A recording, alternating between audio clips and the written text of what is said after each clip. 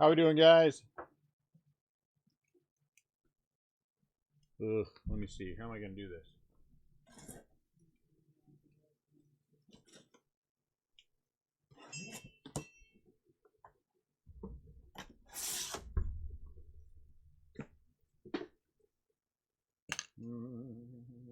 I don't know.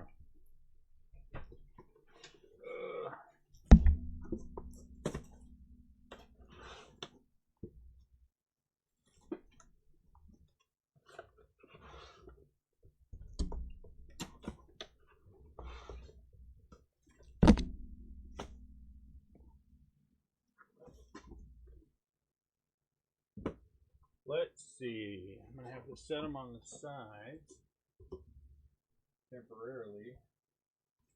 Then I think what we're going to do is we're going to crack them all at one time. And then I'll start opening all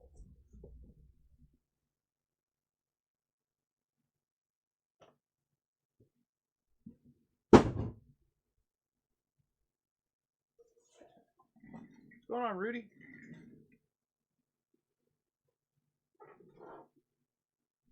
What are going to be? Are we going to be a quiet bunch again today? Is that what we're going to do? So we're going to have, before I start cracking anything open, we're going to do these. What's up, Jim? We're going to tear these open.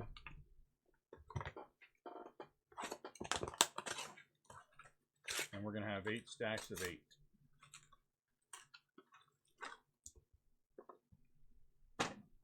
And then I can just dig in.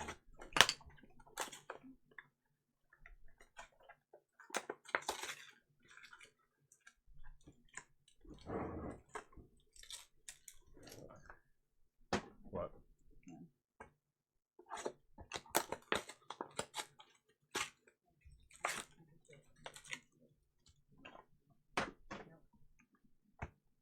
What's up, Kim? What's going on, Les? What's up, John? John David? JDP?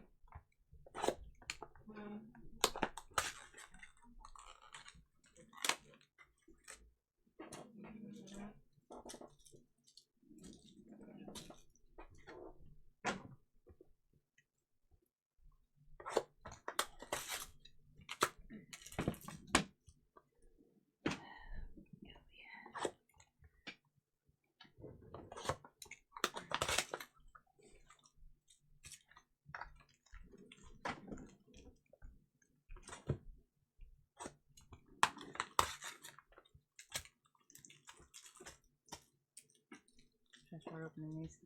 Yep, start cracking them.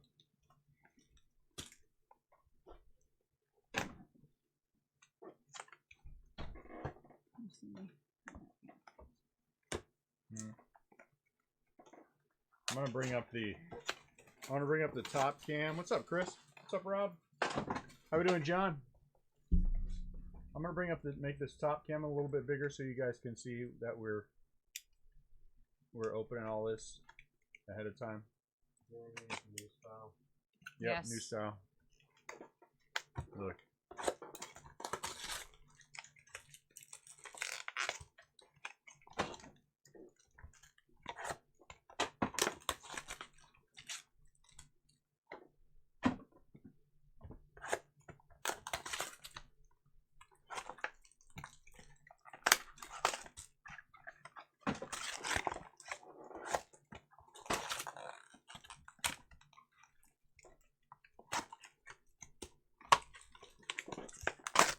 What's up, Tom? How we doing, Joel? What's happening?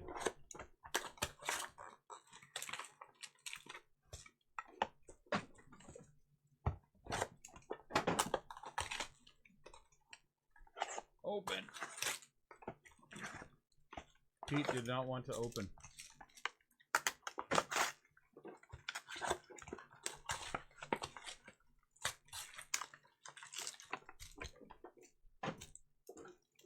Hey, Boba Shot on top.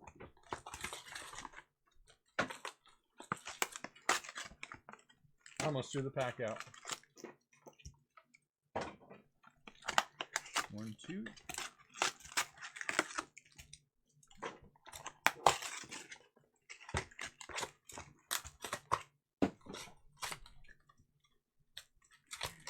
Loose change. Who has a Dodgers? I don't know who has a Dodgers.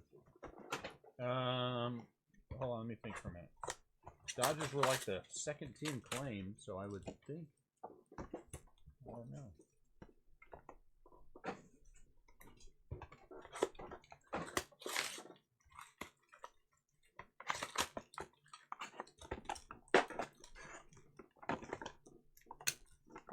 I don't think that's working. I got the edge of the top. I get the edge of the blanket thing. I don't think that's working. No, I don't think that worked either. I was trying to be all efficient for less. You know, I gotta tell you, it is tough to figure out which way to go with them. I think, ultimately, we're gonna wind up with, we could wind up with 120. And if we wind up with 120, I think we're going to wind up doing 2 breaks of 60 packs. I think is kind of where I'm leaning toward. I think that would be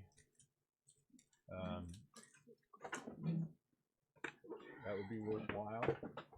But you know, it's hard not to.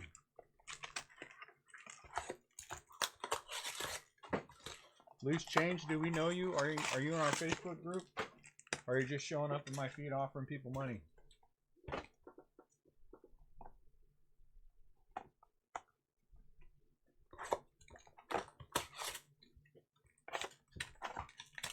And I mean, if you're in the Facebook group,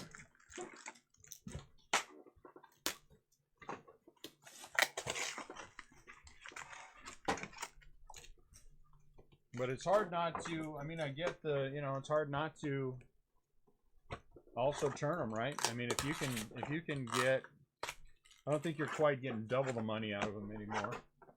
But, you know, if you could make 50% profit, it's kind of hard not to sell them, right? No, you're fine here, as long as you're in the Facebook group. If you're a stranger, then you know, but if you're in the Facebook group, you're good.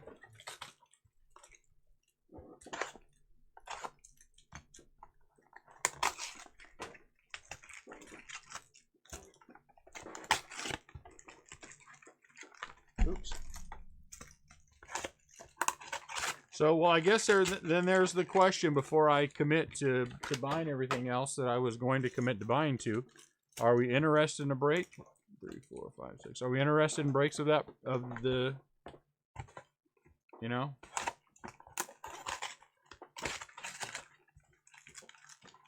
Rudy, what kind of advice you need? Talk to us.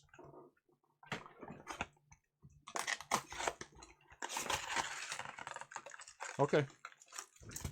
We're not, again, this is one of those products where no one's looking to make a killing on anything. I mean, you know, our breaks aren't going to go off at 50% profit. I think you guys know that going in already. So, and every team has cards in there, so I think we could probably get away with doing a PYT kind of I don't know. We'd have to look at it, but I think doing breaks would be fun.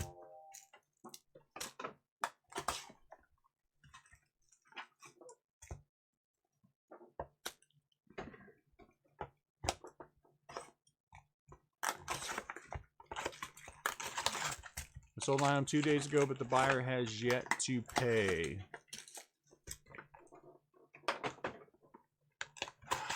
Is it something, Rudy, that you think if he does not pay, because they do have the 2 days? Yeah, what John's saying.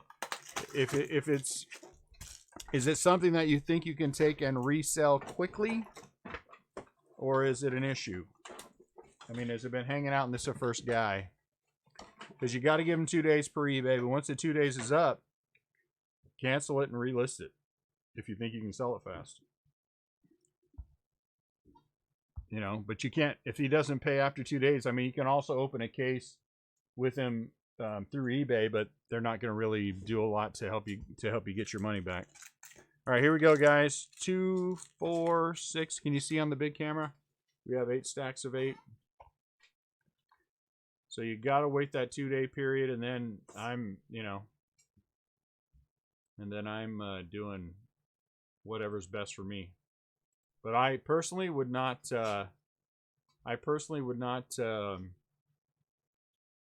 If I feel like I can resell it, I wouldn't mess with them. I would cancel their bid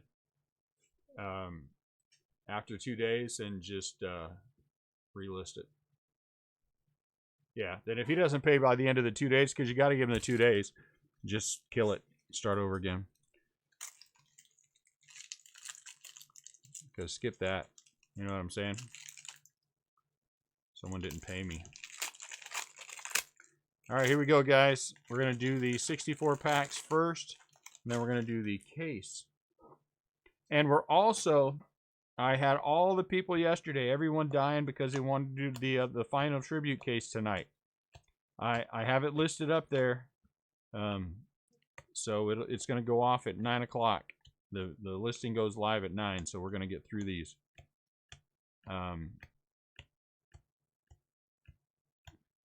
Eloy. Foil. Put a sleeve on that. Raphael Devers. Jordan.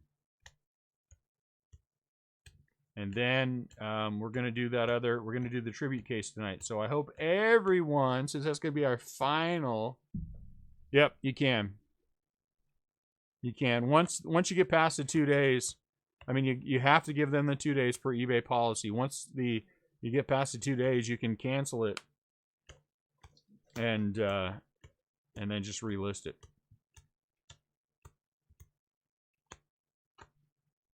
That's what I did. Well, you're better off but you're going to get it. You're going to get it either way. But then if you have to file the no payment, you're going to have to wait. Then it has to go back to them. Then you have to wait and see what their response is. That just takes more time. Canceling it and relisting it lets you do it right now. And you aren't losing any money on anything because nobody paid. What's up, Brett? Yeah, that is. That's a full case of... what's it a full case of? Hangers. Full case of hangers, then a case of Eloy. Out of $2.99. Nice. And then a full case Vladdy of Jumbos. Full case of these and a full case of Jumbos. Because when someone does that to me, I mean, if you gotta, I will let it run, just so they can be blocked. But if it's something that I gotta resell, if I'm something that I'm trying to sell and someone hasn't paid after the 2 days, I want to get it sold. You know what I'm saying?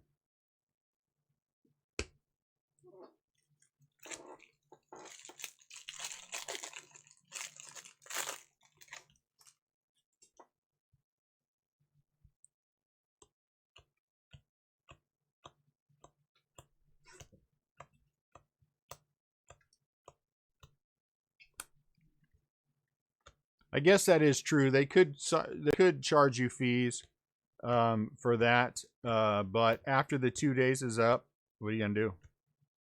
I mean, I'm calling eBay maybe. Freddie Peralta out of 300. Maybe talk to them about it. I don't know that we need to top load these 300s, so I'm just gonna sleeve them now. Albert. I thought there was a...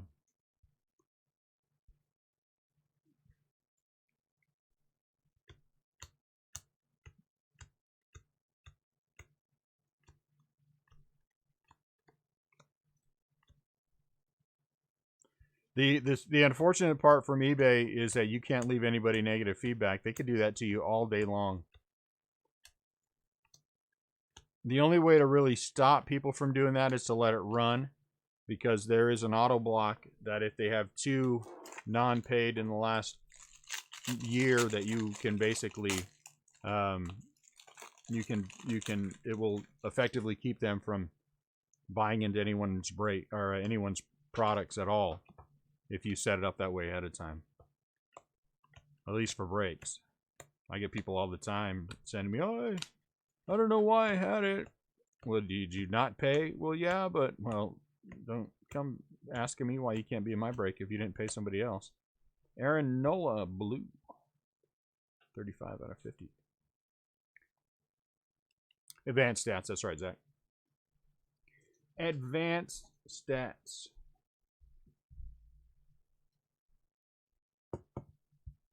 Aaron Nola for the Phillies. 35 out of 50. If it's someone big on the advanced stats, I will, but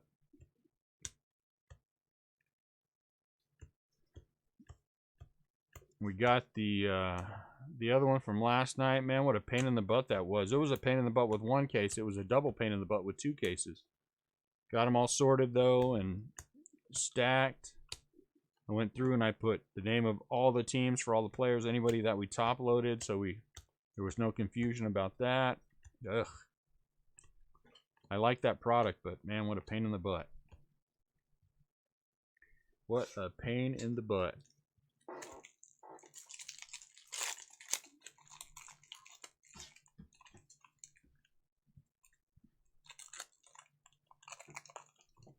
All right.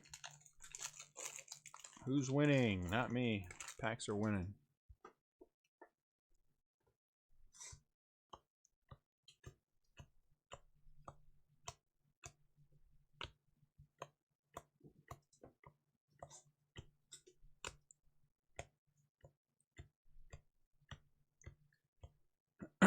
I have no Juan Soto idea about the tribute case tonight. I mean, I assume it's going to go. I assume it's going to be good. But who knows? Mike Trout.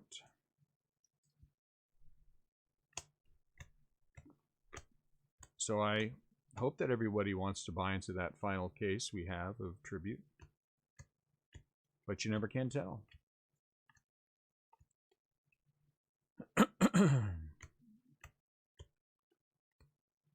If we don't, maybe I'll get frisky and keep a team or two for myself.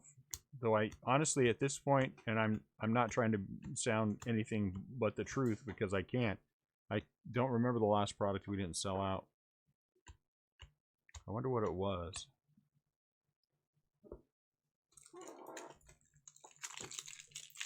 I bet you it was like Leaf or something like that. You know? I wonder if it was...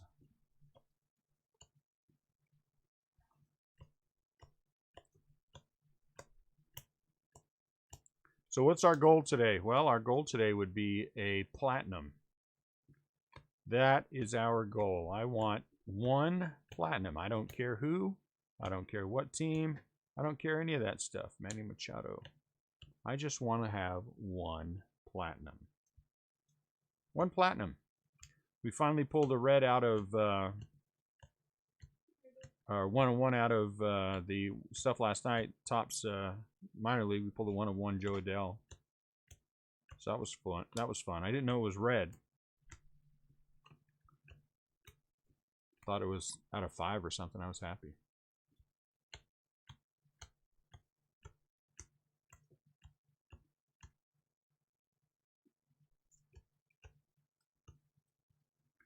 And then I got to worry about next week.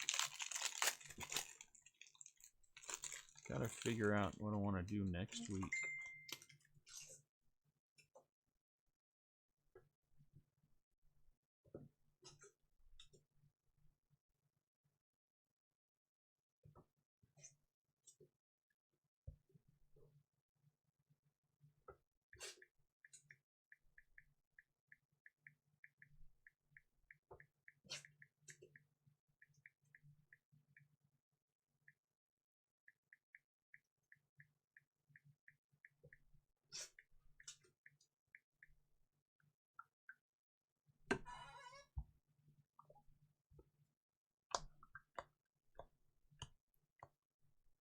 Acuna. So what does everyone have going on today? Here in St. Louis, it's cold and it's rainy. So I didn't get a chance to go out and plant the other things that I purchased yesterday. I want to get them in the ground. Tanaka, Tony Gwynn, nice. That would be fun to get them in the ground. Hey Nat, can you get me top loaders? Yeah. Maybe a couple more packs of sleeves. Jordan, Aquino. Zoom and poker night.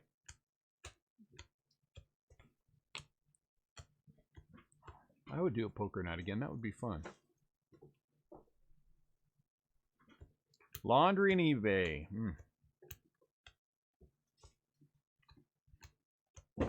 How are things going with selling on eBay? Are we seeing anyone seeing a slowdown? Is it picking up?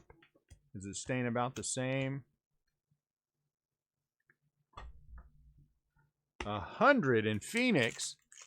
Oh, I wish. 100. 81 and sunny in South Carolina. That's my kind of temperature. Oh, Ooh, yeah. I'd take that for sure. Here's Nico. It is ugly, isn't it, John, here? It's ugly. 100.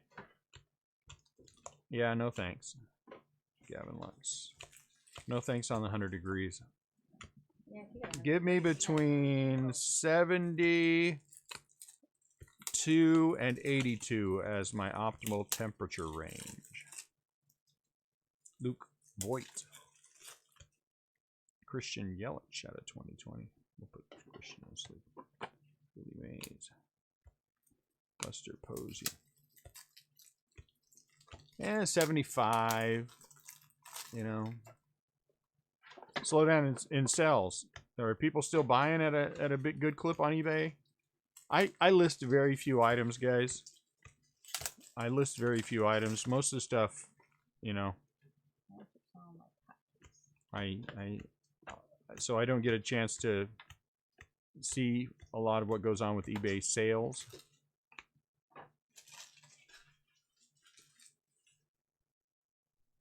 Wow, that's awesome, John. That's good. I'm glad eBay's strong. That's good.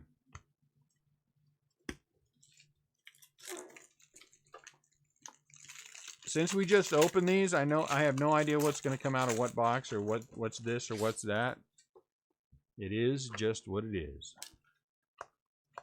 64 boxes in front of us. Boba shit. Hey, I think you have a plant getting ready to end. It's eBay. Look, right here. You got 58 seconds. Let me see. Hold on. Relax, you got time. $81. Anybody want to plant that bad? Clearly, 43 people wanted to plant that bad. Oh, it's that actual plant. Shoot. Kyle Lewis. All right, Kyle Lewis. So I got on eBay yesterday, day before yesterday, and I was just looking at the feedback. I check the feedback every once in a while, and I noticed that I had a feedback from someone that was a neutral, and he said slow shipping. I about fell out of my seat. Slow shipping? What kind of a bonehead? So he had bought it on Saturday. It had gone through the post office on Monday, Saturday the 11th. He bought the team. On Monday, it went through the post office here, but it got hung up somewhere like it has been, which has been going on. Everyone and their mother knows it's been going on. And he put that back on me, so I sent him a message. Yeah, because it went out of here on time. I sent him a message, and I'm like, hey, dude, did you even bother to look at the fact that, you know, that wasn't slow from me? It made it out within our 2 business day guarantee that you got hung up somewhere along the way. No response. And so then I was like, well, you know what? I'm just not going to let this thing go, because a neutral is still a negative. A neutral feedback is still a negative feedback. And so I got on Carlos Correa there, and eBay has a thing that lets me go in and contest it. I guess it's for everybody. But I went in and I contested. I said, look, you know, here's what happened. And I got it out within the 2 days. And within 10 minutes, eBay sent me back something and said, yep, you're right. We're taking it down. I was like, sweet. And they took it down. Phew.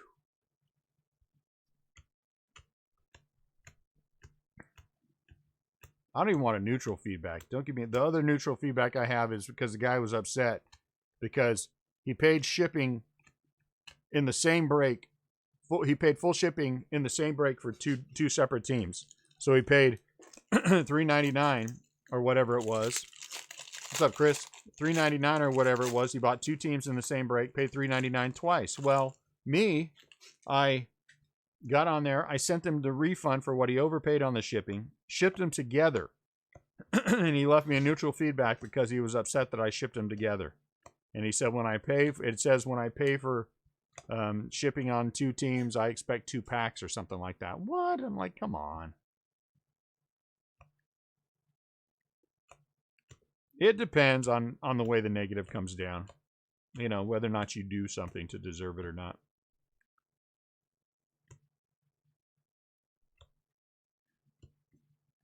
You know what I'm saying? Mike Trout.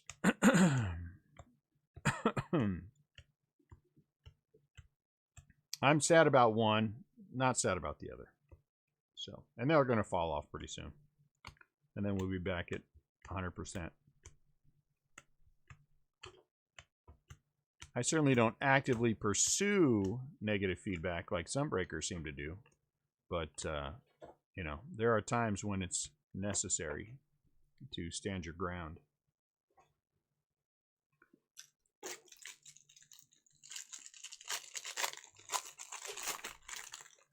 And you just accept it. And you move on.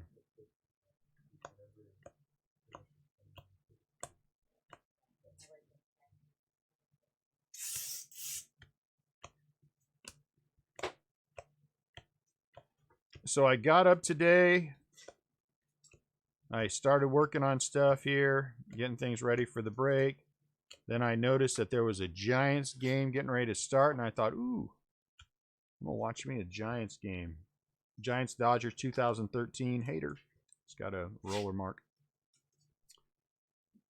And I thought, man, clearly the Giants must have won because this was on the Giants YouTube feed.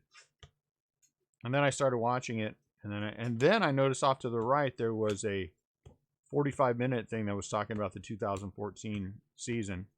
And I thought, ooh, that would be more interesting. So I watched that. And it was interesting.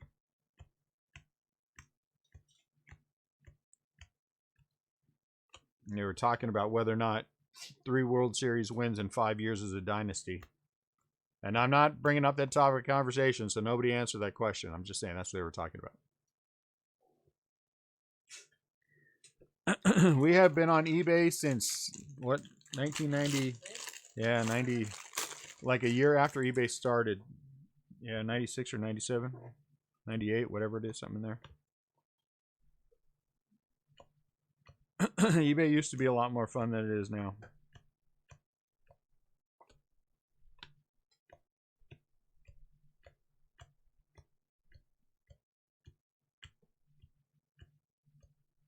Vladdy, Jake Rogers out of 2020. Hank.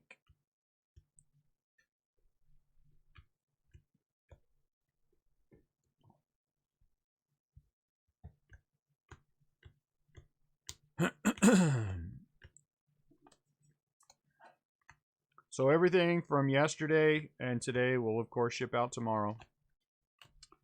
And then I think Monday we're going to come back with another case of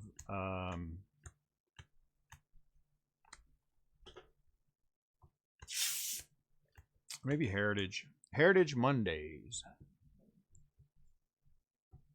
Got to do something with that other case of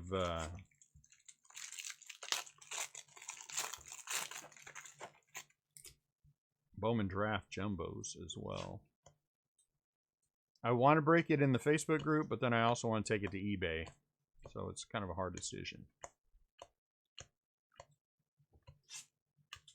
And I was thinking about maybe doing a player break, But you know what? I'm just too lazy. Honestly.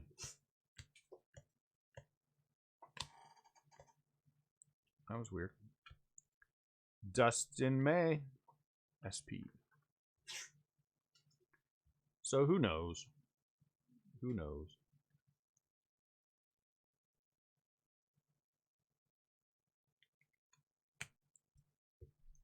Eventually, the goal is to have someone to handle the back end. And then we have people sorting and shipping, which I will still do. And I mean, I'll still be involved in the back end. But automate as much of this as I can so that, you know, we're breaking more product every day. Once we get back out of everything that's currently going on, we'll be back up to our normal speed, and then we'll get. Yeah, I mean, I can get 18 for sure. It'll be fun. I'm trying. I got to be honest with you guys. I'm hedging my bets a little bit.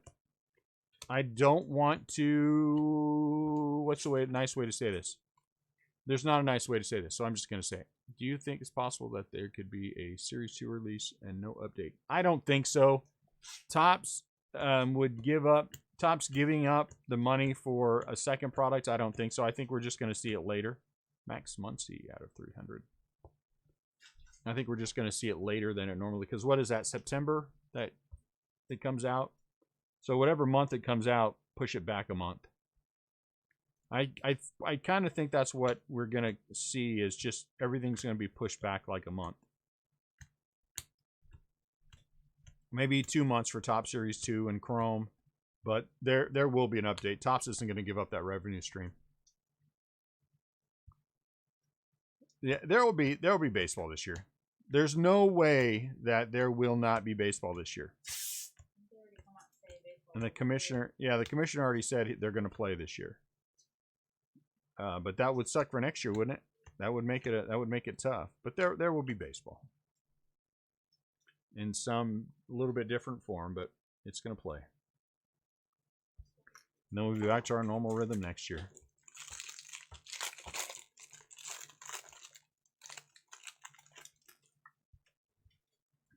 Yeah, that just wouldn't happen. There's no way you could put out a Series 1. You know what I'm saying? How are you going to put out a Series 1? It's not going to be that far back. It's not going to be July. They're not going to wait until July to start the season. They can't. They just can't. Tatis. It's not going to be July. Might be June 1st, thereabouts, but it's not going to be July. You can't get any season in July. Brandon Crawford. I didn't know Brandon Crawford had one. And baseball's already poised. They've already got all their contingencies in place. They could get this season going in 2 weeks. And will. They'll tell the clubs in 2 weeks, you got 2 weeks to get your rosters together, and we're going. July is just it's too late. July is too late.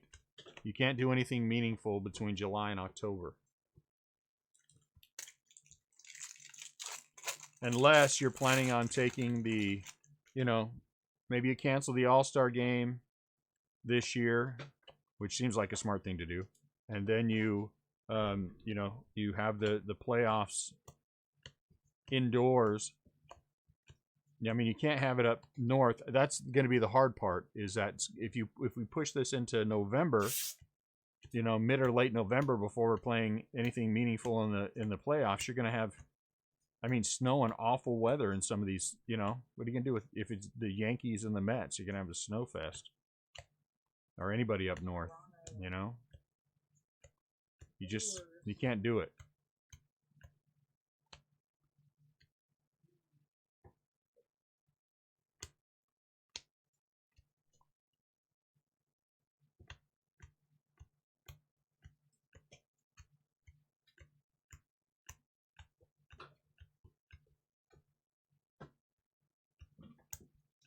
I mean, I guess you could do it, but it doesn't make sense to do it.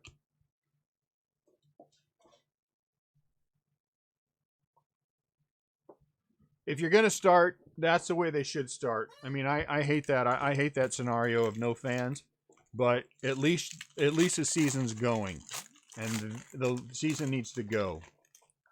It needs to go. If you don't think you can do it, personally, I think the whole scenario of no fans is idiotic. Again, I think that there are ways to get people into the stands, require the gloves, require people to wear the mask, take their temperature as they come in, and do what you have to do to, get people in the door. But we're just, there's a freak out for when there's not really any reason for a freak out. The deeper we get into this thing, the more we realize it's not as deadly as everyone thought it was. And so now what? We're gonna paranoid ourselves into, oh, what happens if it comes back? Well, what happens if it comes back? People aren't dying in the numbers that they said they were the first time around. So what if it comes back? More people have had this thing than they believe. I guarantee you at some point in this house, everyone has had it. The more that I think about it, the more that we look at it, the more it had to have happened already. It's not quite a bit more deadly than the flu. Where are you getting those numbers from, Zach? Look at the numbers. Look at the numbers. Every year, the flu kills 40 to 60,000 people. And they're saying this thing now will not kill maybe 60,000. And also take a look, Zach, at what they're classifying as deaths from this. If you die with it, they're classifying you as having died from it. And that's not the same thing. It's not the same thing. Again, I'm not a conspiracy theory guy. I am a former reporter, investigative journalist. I look into it. And I'm not saying you're not. I'm just saying I get my facts because hey, look at that. I take the time to look into these things. I don't want to know the hype. I want to know what is the truth. What are the numbers saying? What are the things going on? What is it telling me? And the numbers don't support everything that is being said. We aren't gonna have 100,000 people die.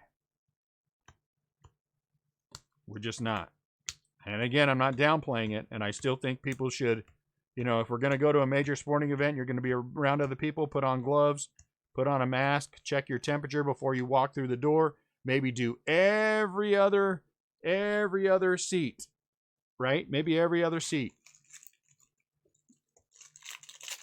No, but those numbers aren't right, Cameron. Those numbers aren't right. Those numbers aren't right. 3.4% reported by who? And based on what? I mean, the thing, 3.4%, those aren't real numbers. Because again, if you die with it, they classify you as having died from it. Two completely different things a year. And tell me why it is that if you take a look at the number of people who have died from pneumonia this year, it is down significantly over previous years. How is that possible? How is it possible that people all of a sudden are not dying from the flu? I mean, dying from pneumonia. It's not possible. It's not possible. So, again, I don't think we know the real numbers yet. But it's not anywhere near what people said. 3.4%. It's not going to turn out to be 3.4%. They just did another study that was based in New York, California, and Illinois. I believe Illinois was the third state, and they found that a lot more people had the antibodies for this, which means that a whole lot more people than they had it than they thought, which brought the numbers down to 0.5. Being released by who? Being released by who?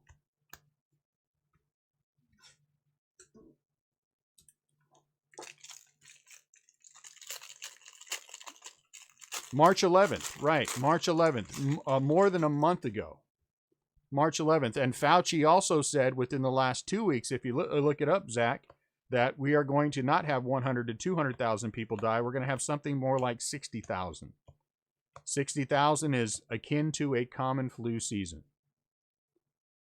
You're right, Cameron. You are 100% correct. And there's going to be a lot of questions forever about this. I'm not saying there's not, but it is not 100 to 200,000 Americans are going to die from this thing.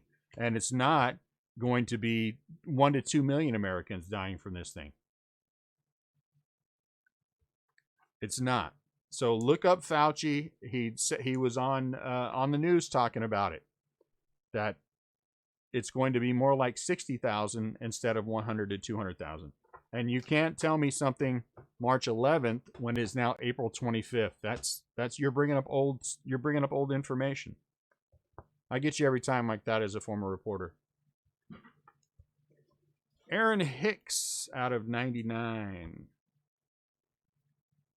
You're bringing me up. You're bringing in a situation where the facts of this thing change every single day. A month and a half doesn't tell me anything. A month and a half ago, I didn't believe that there was going to be profiteering going on. That is true, Lester. That is true. That is 100% accurate. And so, again, it just goes back to what Cameron said, and I agree with him that I don't think we will ever know the true numbers. But we can use our eyes and know that when we see the number of fatalities from other things going down drastically this year, that there's a correlation between the what are being classified as COVID deaths and what are actually not COVID deaths. I mean, you can look at that. And this is not me saying this to you at all, Zach, so please don't take it that way. But there's the paranoid set that will always believe worst case scenario because that's what they want to believe, because they need that kind of drama and foolishness in their life. But that is just not the way that this is playing out. Trust me, if it was playing out that we're going to have 200,000 Americans die, I'd be doing things different than I am. I would put a mask on. I would put gloves on before I went outside to do anything. But it's not. It's just not. And so I think that we can do what we need to do, Ichiro, and still respect it. We can still respect it. At University of California, where they don't have any problems,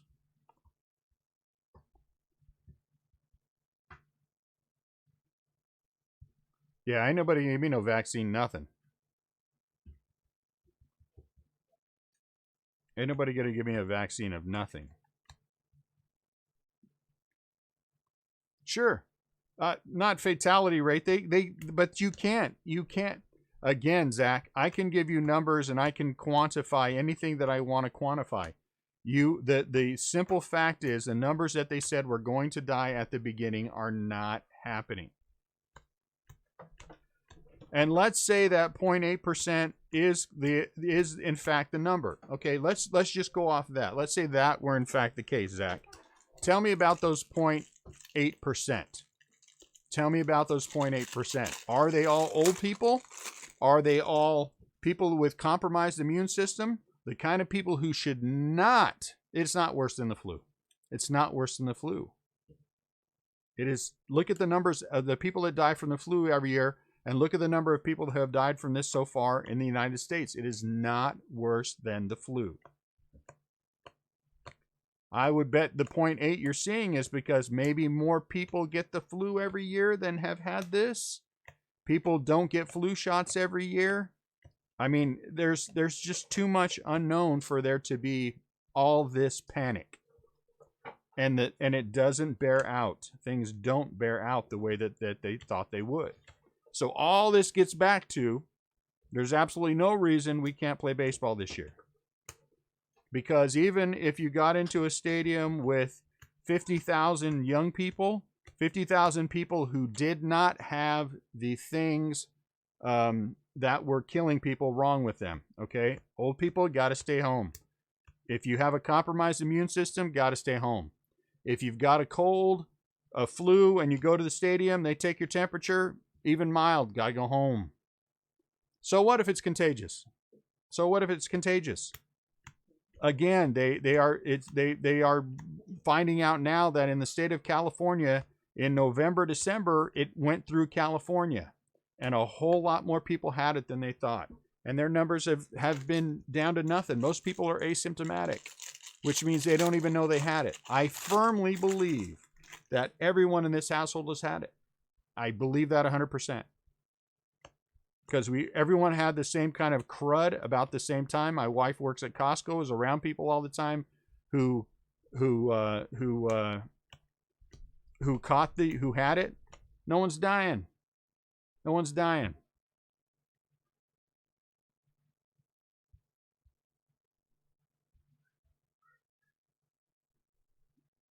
Oh yeah, I think you're right on that, Zach. I think you're right on that.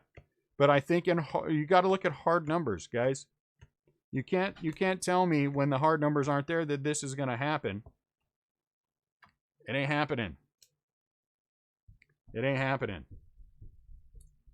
Again, all of you guys and here's the thing. Let me just say this to you guys, then we're going to leave it at that because we aren't supposed to go down these roads. Anthony Rizzo, let me just say this to all of you who are worried about it and mean this in the nicest way possible.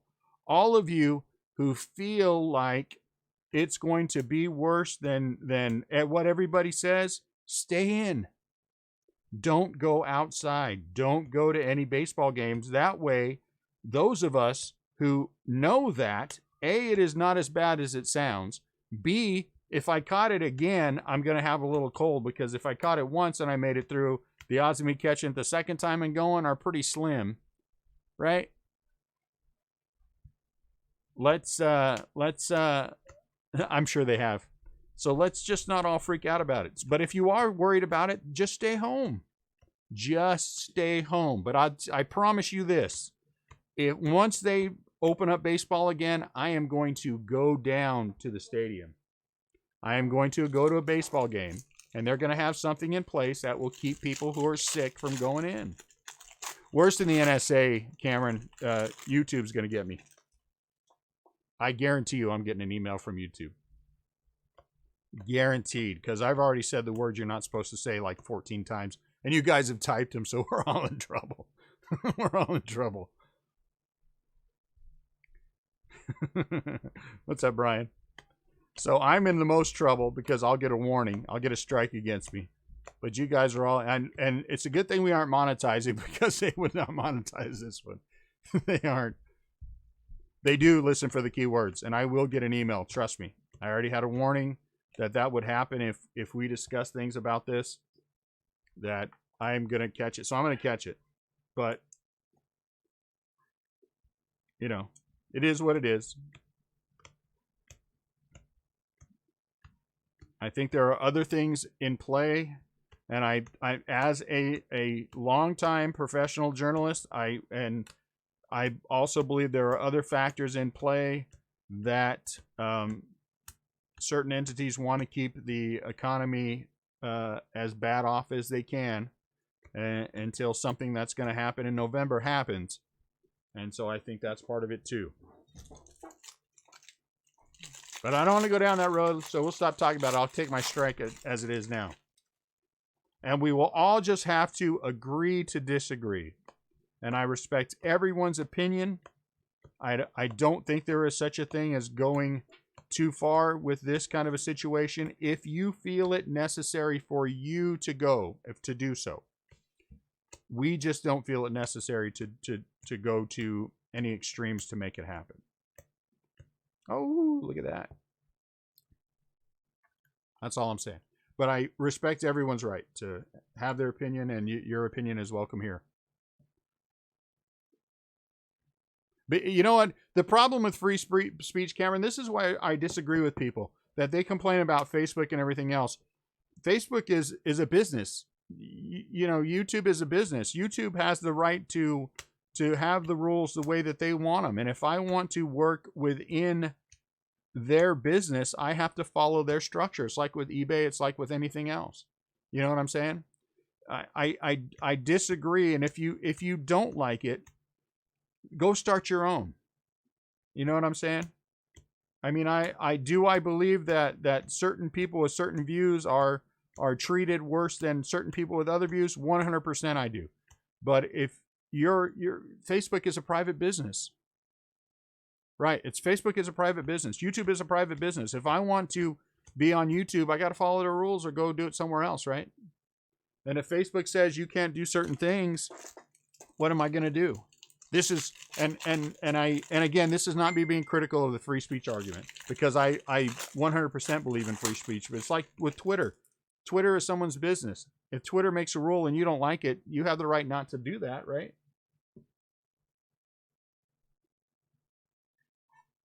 You have the right not to do that. You have the right not to be on there. You have the right to start your own, and other people have. So, you know, I don't like all the rules. Do I not like all the rules? Absolutely, I do not like all the rules. I think we should be able to have conversations as adults the way that we want to have them.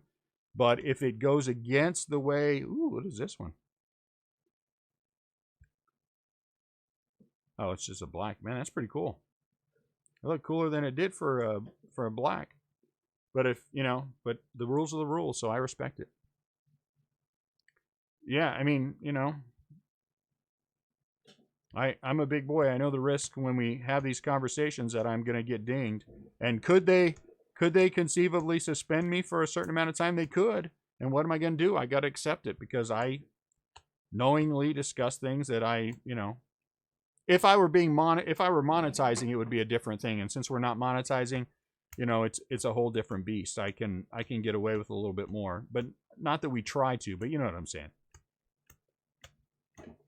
When the almighty dollar's involved, and then the conversation changes. But again, I hope no one ever feels like your point of view is not respected, because it is. It is respected. And I fully believe we all have the right to our own opinion. That no one else has the right to tell you. Well, I mean, they will anyway. That your opinion is wrong. If that's the way you believe, that's the way you believe. Sometimes it turns out that our opinions are wrong, but that's a different conversation. Otani.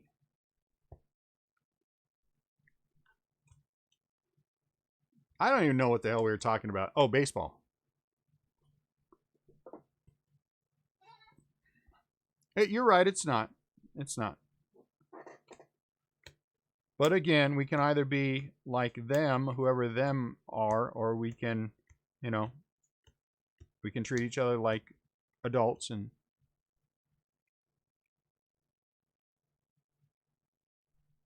you're right, Cameron. 100% right. 100% right. You know. Brian, my short answer is no.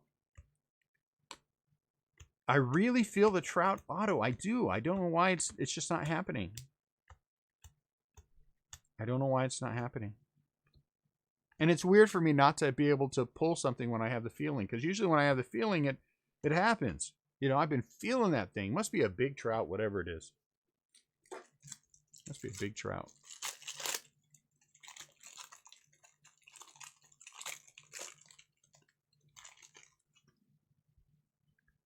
But it's also, I mean, and the thing is, and let's be honest about this as well, that I hope it happens in the tribute case, John. I mean, that would be great.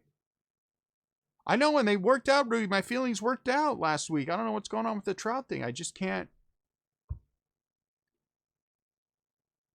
you know? I don't know. It's just not happening. But I mean, if you take a step down, then it's the same way on Facebook. I know there's people who disagree with some of the things, some of my stances on Facebook. I don't want to discuss football and basketball in our breaks, and I've been told by more than one people that they think that's dumb and they should have the right to do what they want to do. And you're right, you do, but not in my group.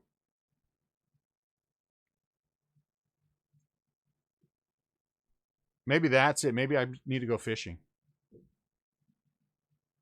You know what I'm saying? I mean, I respect that. I respect that. The guy last night who tried to stealth link a couple of, this is an 84, couple of things to some basketball stuff in the group last night. You know, he got blocked and he got taken out. You know, I mean, the rules are clear, and I am not, you know, and I respect the fact that people don't like certain things, and that's why there's so many breakers out there that eventually you can find the one that you like, I would hope. But, you know, some people have been through a lot of breakers and can't find the one they like, and then you wonder at some point, you know, is it them or is it you? So,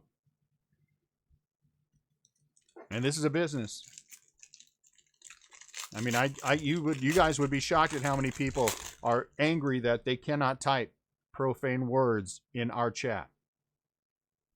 And I'm like, well, you know, you aren't slipping up. You are typing that word out. So do you normally type and you're not aware of what you're typing? You know what I'm saying? So it takes all kinds.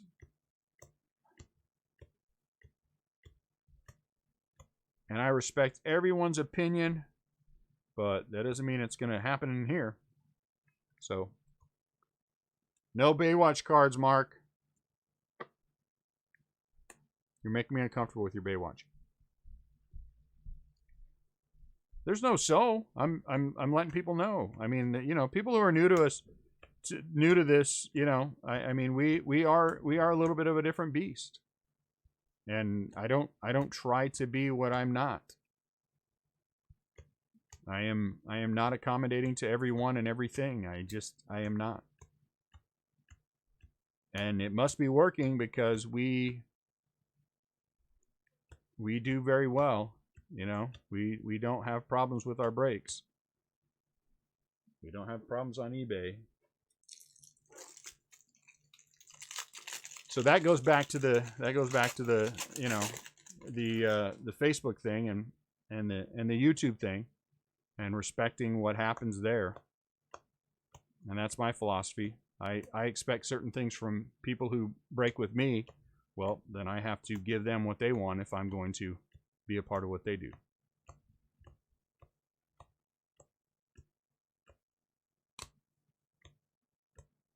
Chris Bryant. Caleb Smith. Do I know you, Caleb Smith? I don't. Baywatch. You know what? I like crappie too. They are actually a very good eating fish. They are good. Pan fried, little butter, little salt and pepper. You don't need anything else with crappie. You don't have to do anything fancy with them. They are delicious. Delicious.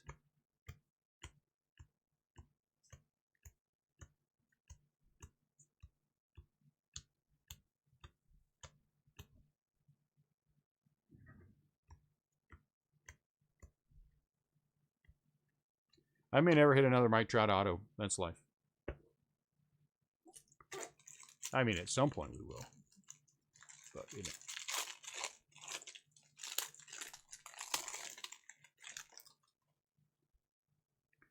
Everyone just went all awkward silent. Quit with the awkward silence. My goodness. I've never had a crappy crappie. I honestly have not. Every crappie that I've ever eaten has been really good. The last crappie that I had of any significance, we actually took and wrapped in tin foil with a little salt and pepper and just dropped them in the fire. Chris Bryant, gold out of 50. And they were delicious. And then we just let them set in the embers for like half an hour or something. I can't remember. It was long ago. And yanked those bad boys out. The spine and everything came right out. Grab them by the tail, pull up that spine, get them right out, and just chow down.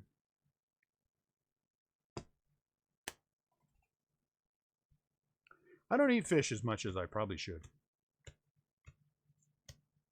I'm not a big salmon fan, I got to be honest. The only tuna that I like, I want something else with it and put on a sandwich. I like trout. But I like trout when I'm catching the trout, and crappie when I'm catching the crappie. Never liked catfish.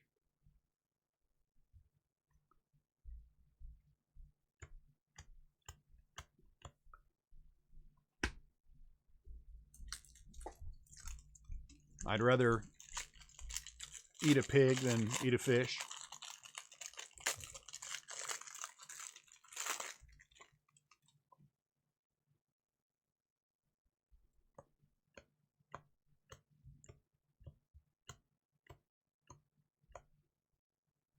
I'll tell you the tough question in life is if you had to pick one, is it beef, chicken, or pork?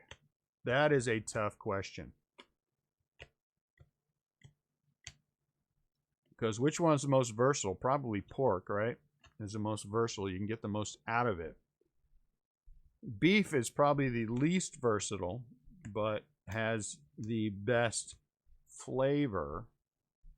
You know what I'm saying? That's a tough one.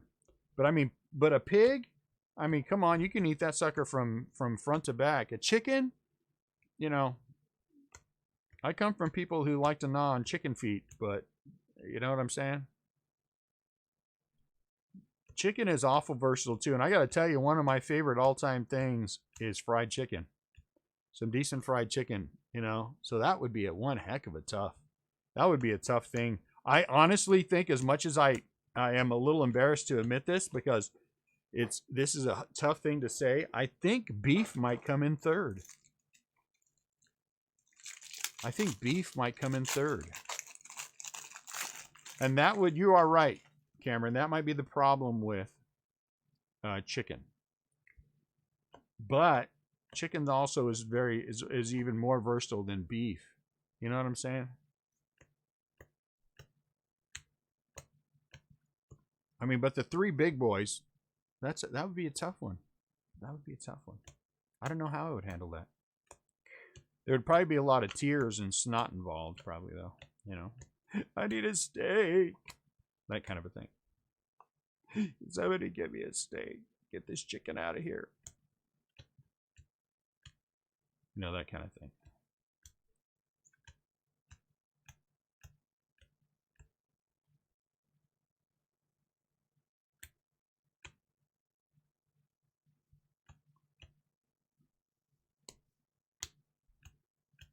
I think though the most versatile is probably pork, right? Yeah, you're right, loose change.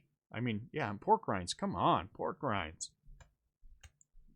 When you give me a good chicken skin, deep fried chicken skin, then we'll talk. Get some cow skin and deep fry that. Let's make that taste good. Maybe we can talk. Let me go pork. And then if you give up pork, you have to give up bacon. Oh my Lord, how could you give up bacon? How could you give up bacon? I don't know that I can give up bacon. I don't know. That would be a tough thing. Can you make beef bacon?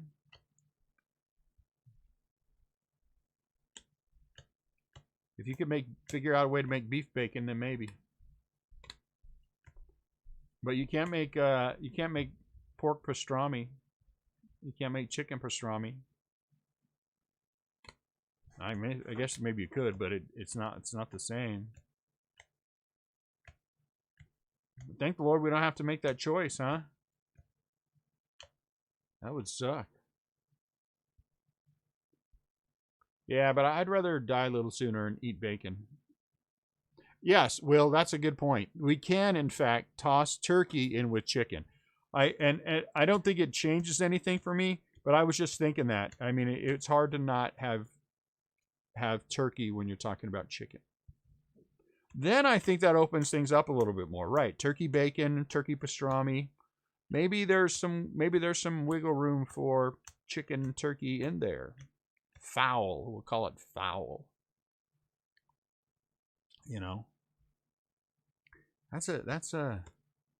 still think I would ultimately be on team pork. I feel like we're watching that vampire movie and we're trying to pick which one of the dudes we like better, which would be a little bit awkward, wouldn't it? I don't even know that thing. My wife does team. What is it, Nat? Team what? Jacob or Team Jacob or Team Edward? That thing with the shiny vampires.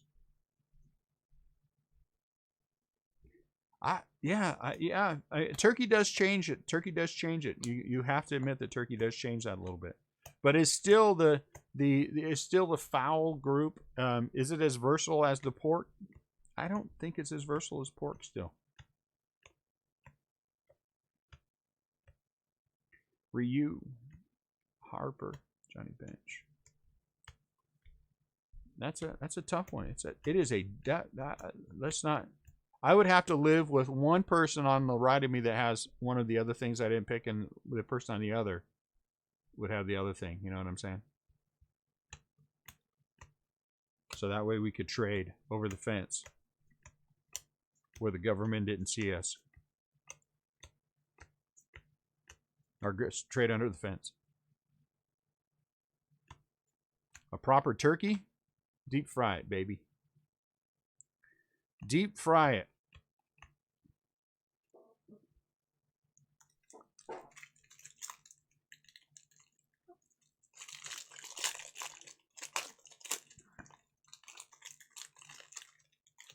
And then if we allow duck in there, then it would be, then you have the whole turducken thing. Ooh.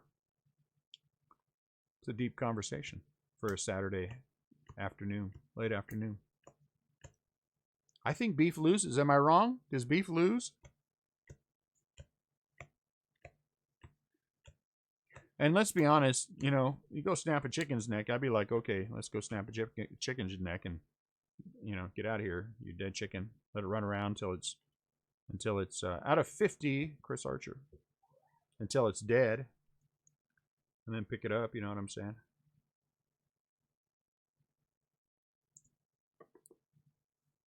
Me too, Will. Me too. Darn these conversations. I want fried chicken now. Ah, well. I know you did, and I declined it.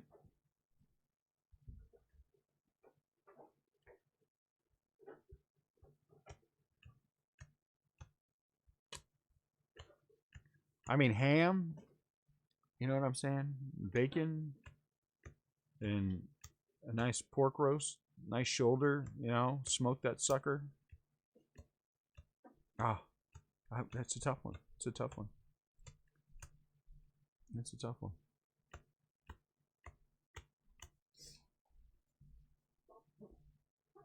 We have the weirdest conversations. Honestly, we have the weirdest conversations. Part of the fun, though.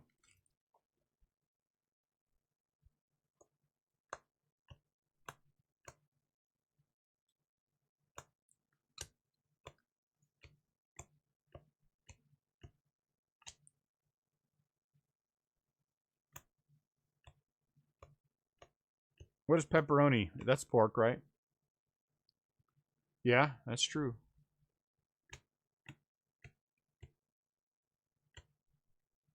Tacos or...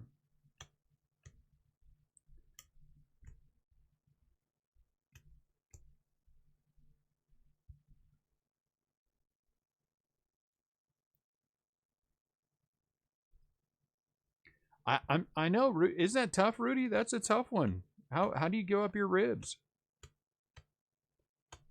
And all the sausages and different things you can make out of pork? You know? I would be sad. I'd be sad whatever was chosen. I think, honestly, that I would be the saddest if I got stuck with beef. I mean, I'd make do. I'd make do. You know. Because me and a medium rare ribeye, yeah, we would have no problems. Me and a medium rare ribeye would be friends. I would actually probably sleep with the ribeye next to me and name him.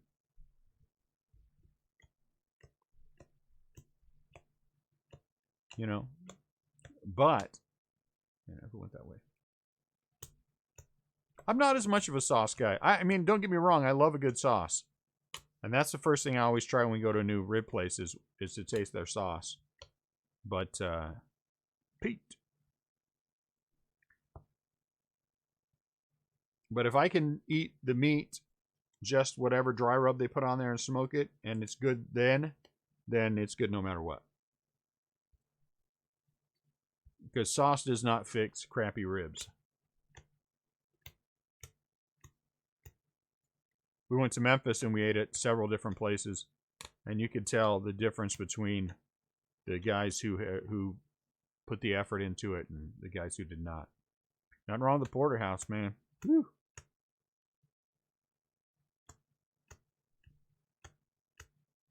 Nothing wrong with the porterhouse.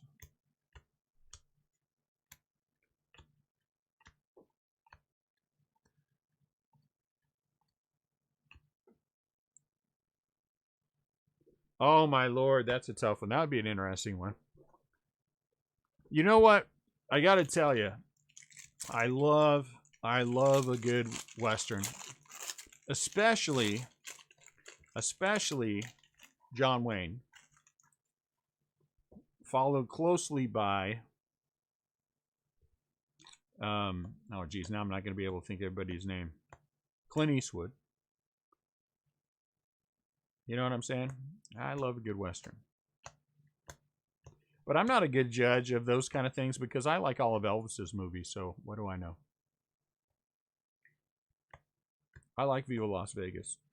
And what's her name drives me nuts in there. But, you know, that's just me.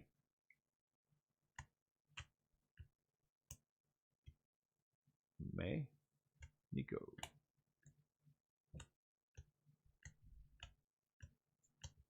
Good military movie, though.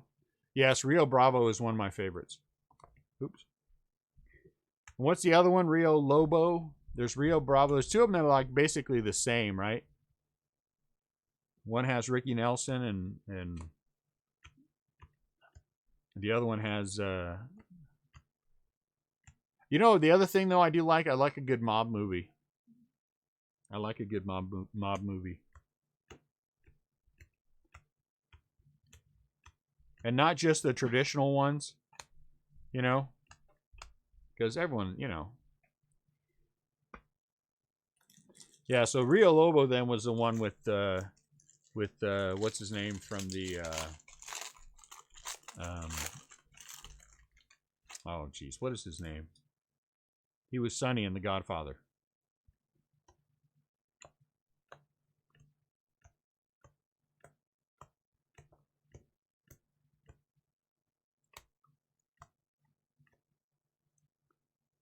Yeah, James Caan.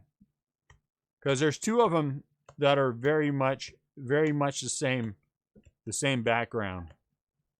Sheriff becomes an alcoholic after he, you know, meets some woman who runs off, and I haven't seen Blacklist. Is that the one with what's his name? Anyway, I know who you're talking about. I know what you're talking about. I like him too as an actor. He plays such a good schmuck. He was really good in Lincoln. I enjoyed him in Lincoln. And I like historical stuff too. I like historical stuff. Boy, that would be a tough one.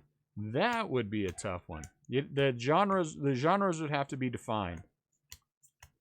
You know.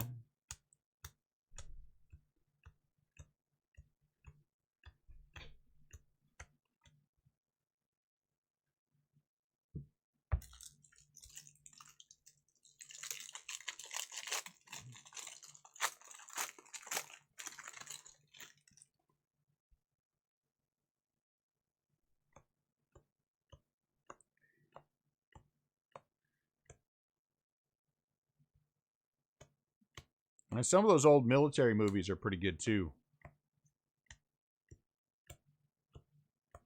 Every single time they come on, I'm just sit there and just watch them.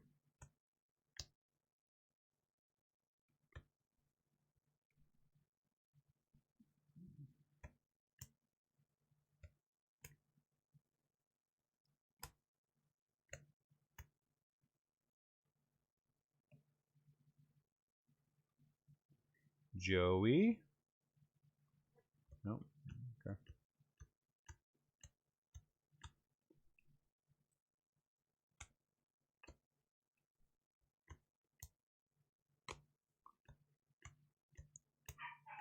And there's so many good sports movies out there too.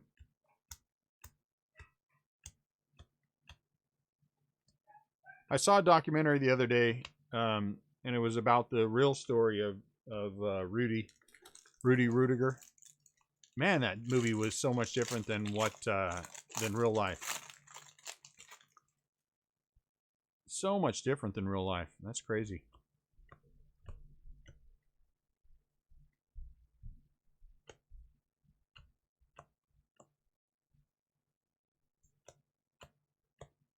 I mean, still interesting, but so much different. All the breaks in this thing stop before the rookies. Wallace Chapman, Masahiro Tanaka.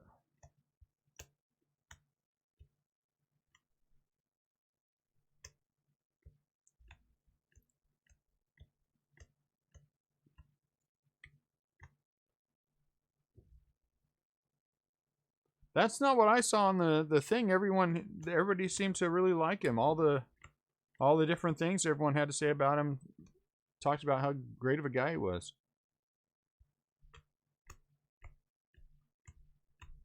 Is Yellowstone the one with Kevin Costner?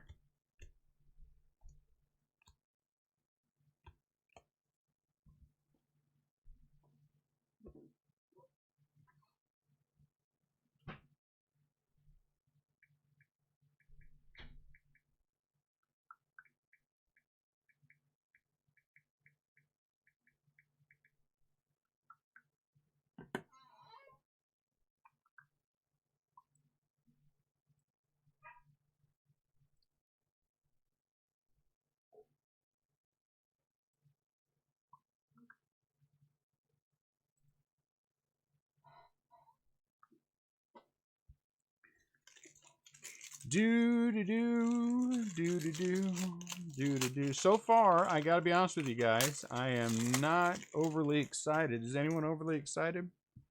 I feel like at this point last week we were doing better.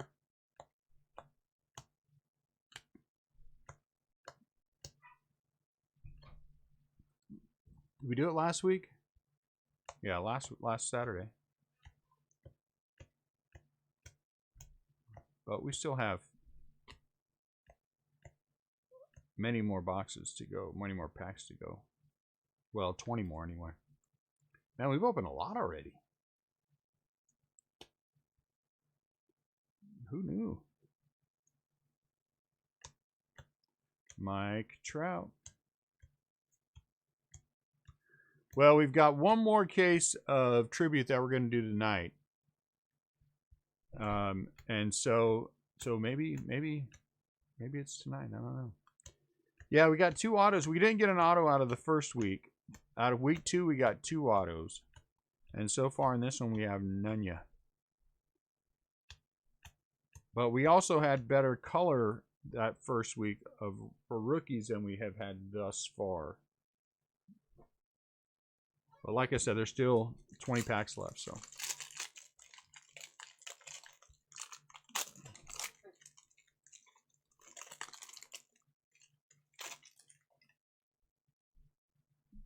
I don't think anybody wants to sell. Because you never know what's going to happen in that chrome case. Be like last week's chrome case.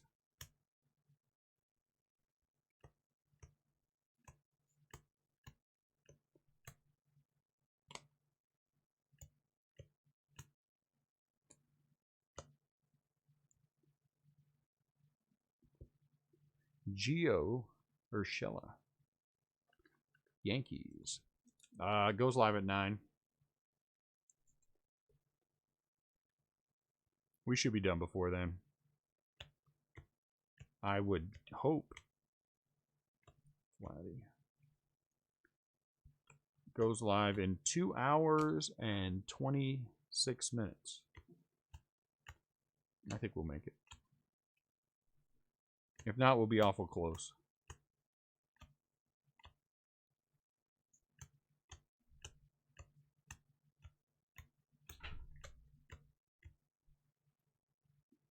But I think we'll make it. If not, I'll have one of the twins jump in and you can deal with the short person ripping packs.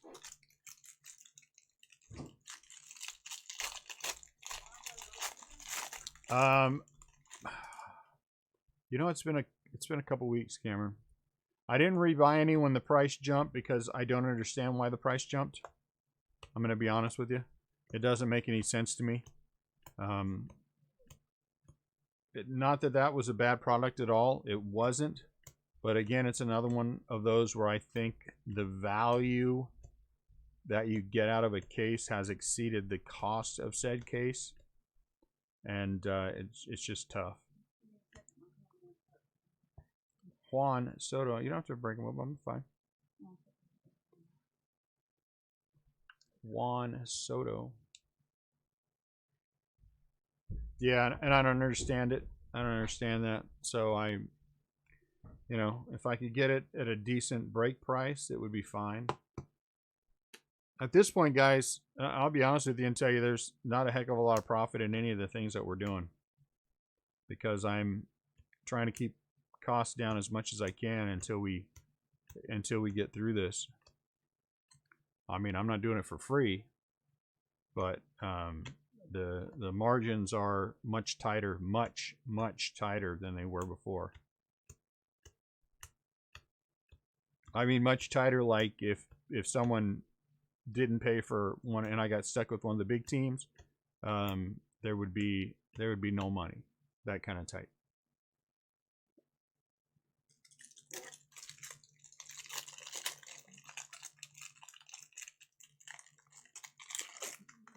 My fundamental problem with just brazenly raising prices keeps me from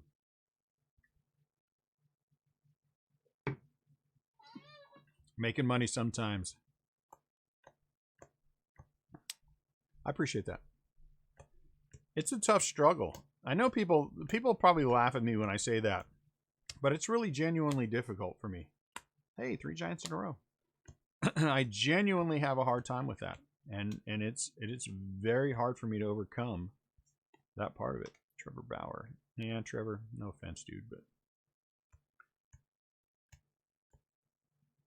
there are times that I wish that I could be more flexible. That definitely has not. Heritage definitely has not gone down. It is definitely up. I can tell you that because I'm paying $250 more per case than I was a month ago. So it's definitely up.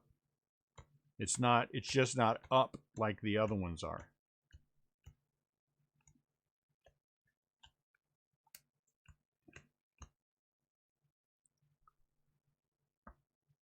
But there is a part of me that wishes that I could be more flexible with certain types of things. But then, you know, where does that end? You know? Where does that end? And that's my problem. Is that once you go past whatever line you've drawn, the next time is easier, and the next time is easier, and the next time is easier, and the next time is easier. And I just am not. I don't want this to be that kind of group.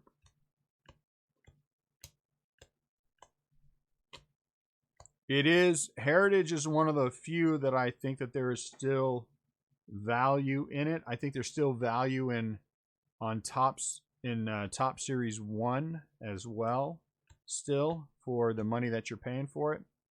But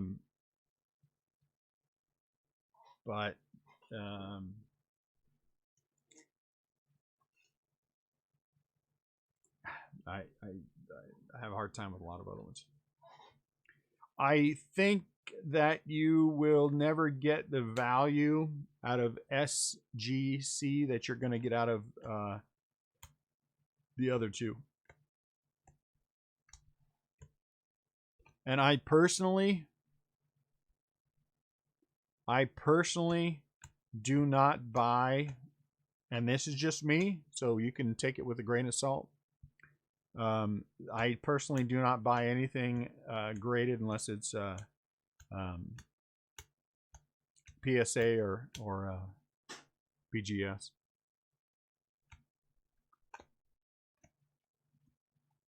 I don't even like to buy things that are JSA certified for auto authenticity. Not that I have a problem with them, but I have had some dealings with people that make me question them, and so I just don't.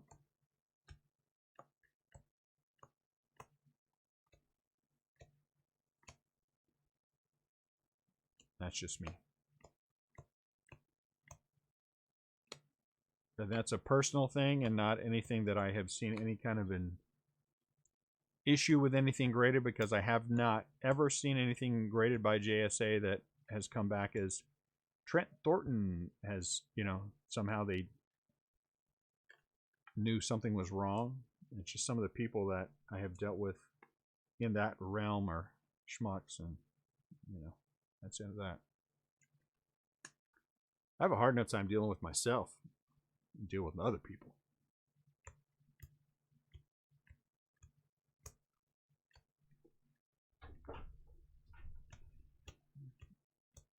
I mean, I guess if you're getting stuff graded personally, that's fine, but what's the point then?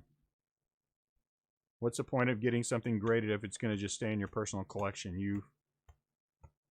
There's no point in it.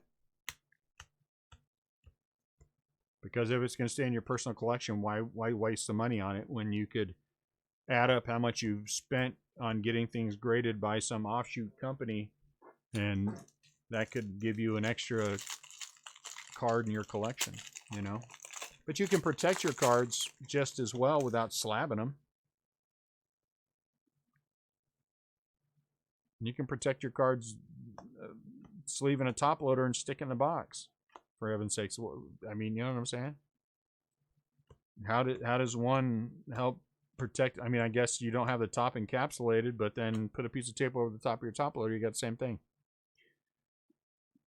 Hey, if you guys want your cards graded, I'm telling you, CL offers a grading service. He just puts a sticky note on there and gives you a rough idea of what grade it is. It's much cheaper. You know what I'm saying? For $5 a card, he'll $5 a card, he'll put a little sticky note on there and tell you what he thinks the grade would be. CLGS, you know. And I guarantee quick turnaround.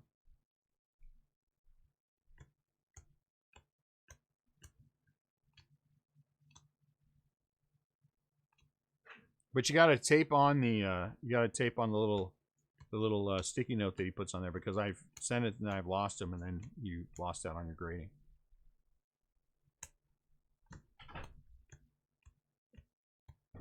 I mean, again, I'm not saying there's anything. I'm saying, to me, I wouldn't get anything graded that I'm going to keep in my personal collection. Just because, I don't know. He's been messaging me. He keeps telling me I'm a softie. Now, he doesn't argue with PSA. It's Brandon Ridley, and I haven't seen Ridley around for a long time. But he's in California, so they probably actually locked him in his house. But he has some fundamental issues with. Yeah, again, I think if you do it because you like to do it, Will, more power to you.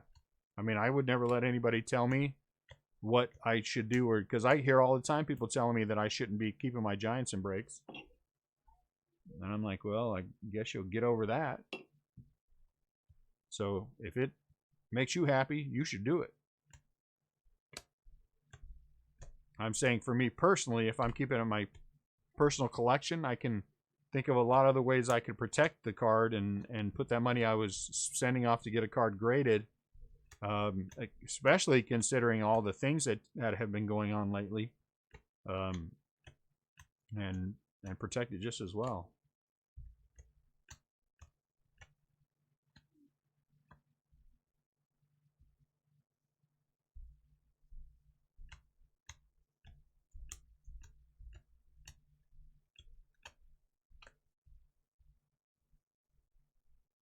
How much you pay for that, John? I mean, was it expensive, or do you feel like you got a deal? Let's say it that way, so you don't have to say numbers. You feel like you got it for the range you wanted to be in.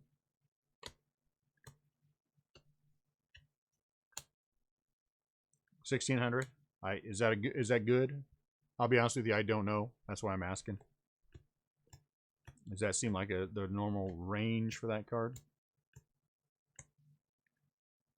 Guriel.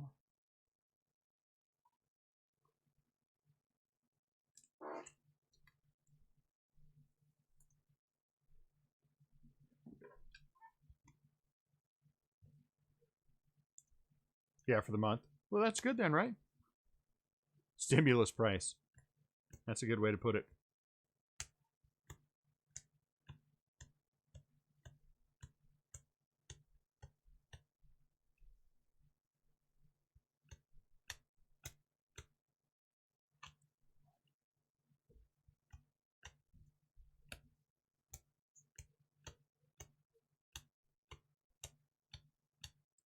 Stimulus price.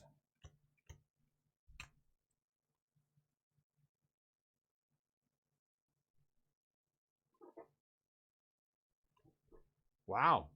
That's a nice ROI, huh? It'd be nice if that happened all the time, right?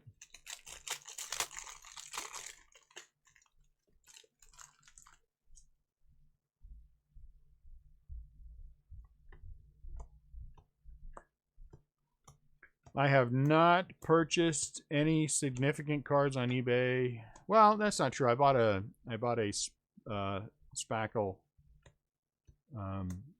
Joey Bart for $375 auto. This one looks like a gold, maybe. 10 out of 50 Stan Musial.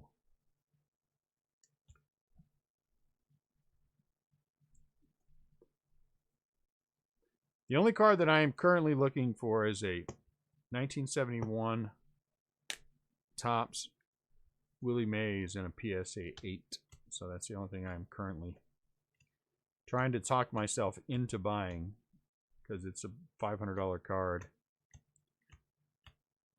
And I keep saying to myself, you know, for $500, there's a lot of other things you can work on.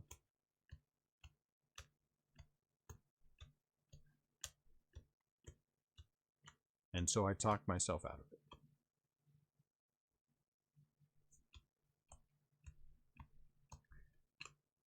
Buy a case of this, a case of that.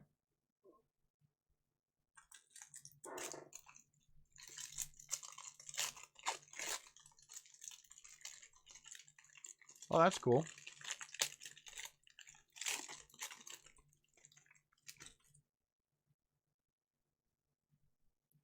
I'm kind of a look for it, you know, I just kind of scan them. Sometimes I have certain things saved cells for the giant setup, and if I catch something the right way, I just jump on it. I don't wait, because every time I wait, I get disappointed. Fernando Tatis Jr. And the other thing I forget to do a lot of the times is I'll put it on my watch list and then forget about it until after it's over. I hate that. How many times have I done that lately? Man, more times than I want to admit to.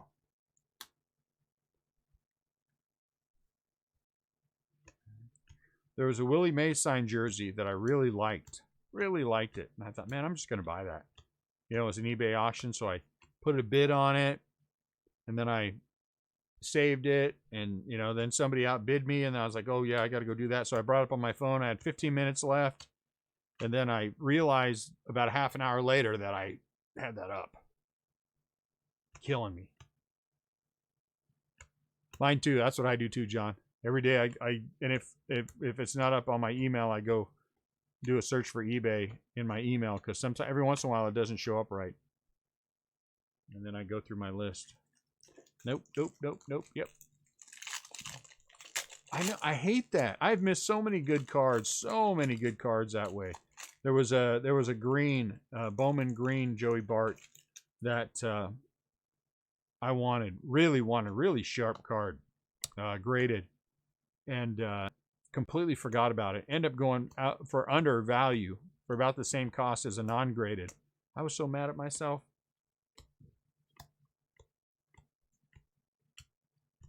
But I guess it just wasn't meant to be.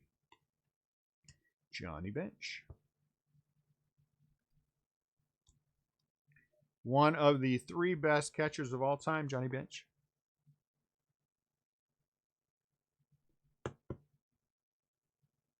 I missed a 1 of 1 that way that I wanted that ended up going for pretty cheap.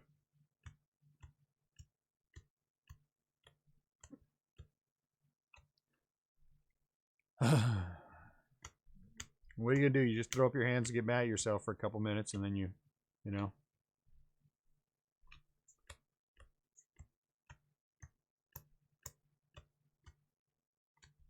I'm never gonna do that again, and then the next time I do it again. All right, I gotta make sure that I pay attention. I really want this one, then I forget it. Son of a gun! I hate that. So frustrating.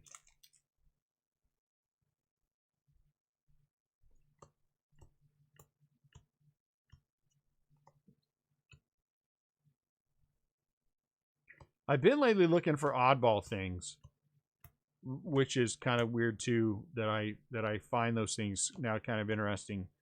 Signed cleats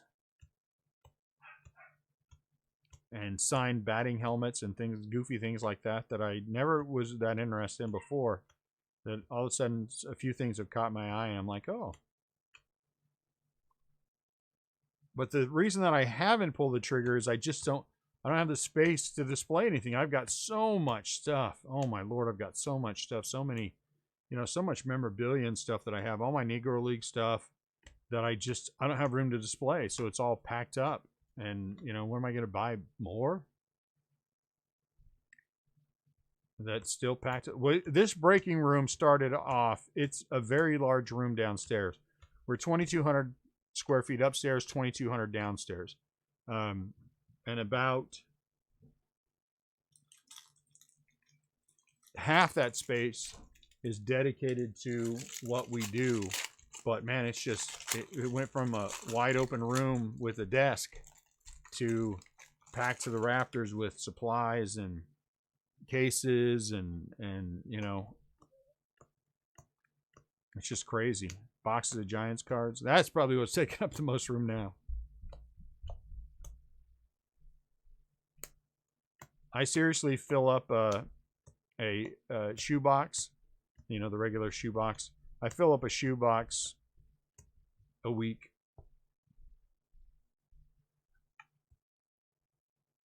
Maybe sometimes faster, depends. Like today will be faster because yesterday I had so many Giants that, for my top 3, no, not Buster Posey. He doesn't belong there. The only reason I wouldn't put Josh Gibson in that conversation, in that comma, is I just don't think there's enough to see everything. What's up, Bryce? So I think I don't think my top 3, and there is a comma in there. It's not a new sentence, would be Yogi Berra, comma, Roy Campanella, comma, Johnny Bench. I think Yogi Berra was the best catcher to ever play in the majors. I think that had Campanella not gotten hurt, he would have been the best catcher ever to play in the majors. And my caveat with all of that is I would have liked to have seen Josh Gibson play to know, about him offensively, but what about him defensively? And I think that's the thing. I think Yogi Berra was just an excellent player offensively and defensively. And an absolute winning pedigree all the way through.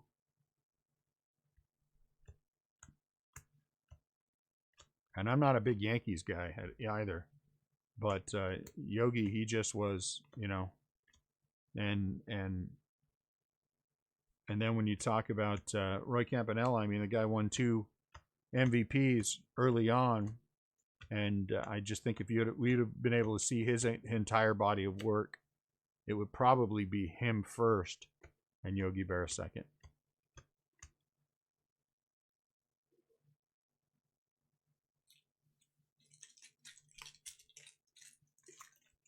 For me. I'm just saying for me.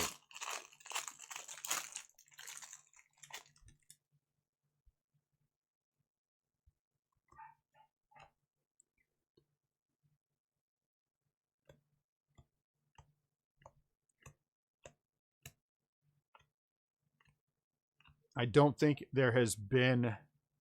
I think Thurman Munson could have, sure.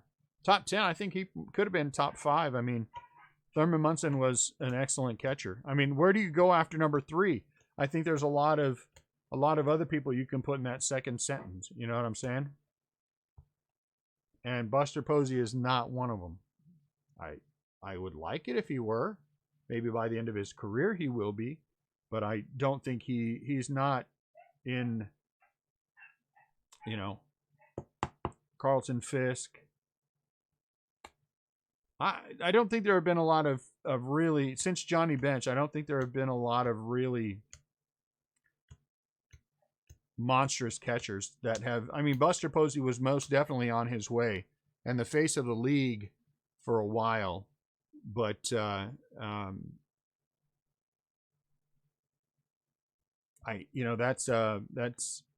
he certainly has fallen, but he's been hurt. He's been hurt.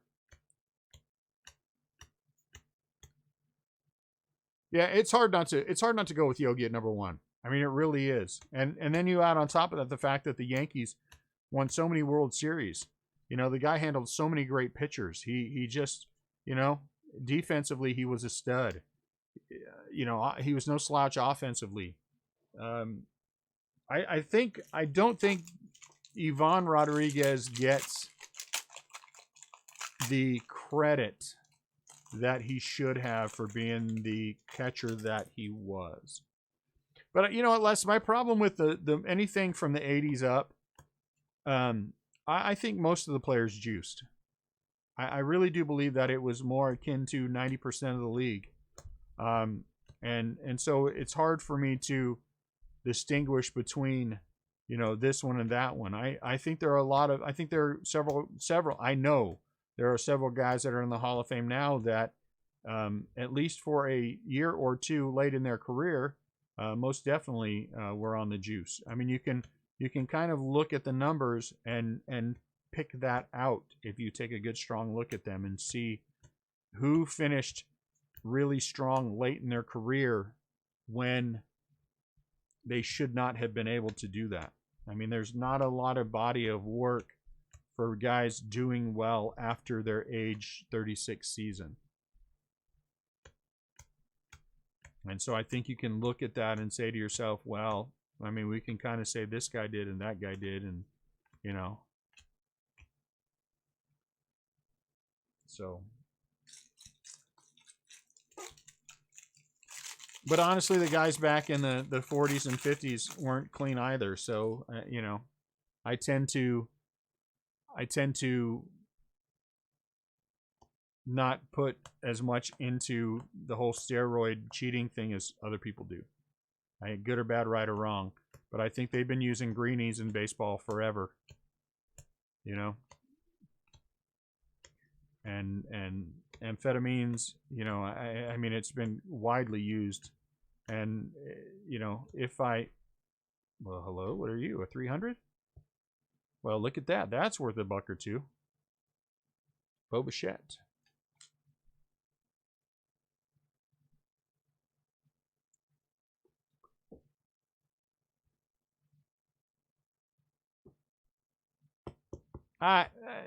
Will, I disagree with you 100% on Molina.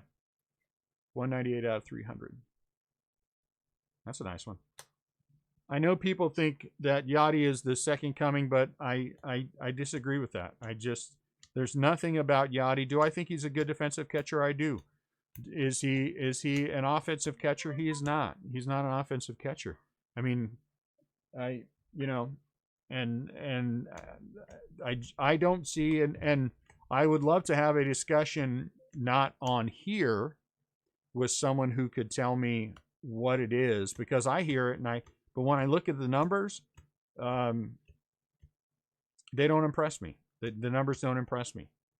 I think he's a great defensive catcher, and I think there's a better chance he gets in as a good defensive catcher, a la, I think, Ozzie Smith, than as any kind of an offensive anything to carry him. I just don't see it. And maybe and I don't disregard the fact that could just be me not seeing it, and I need to see what other people are seeing in him. But I pay attention to baseball, and I don't see it.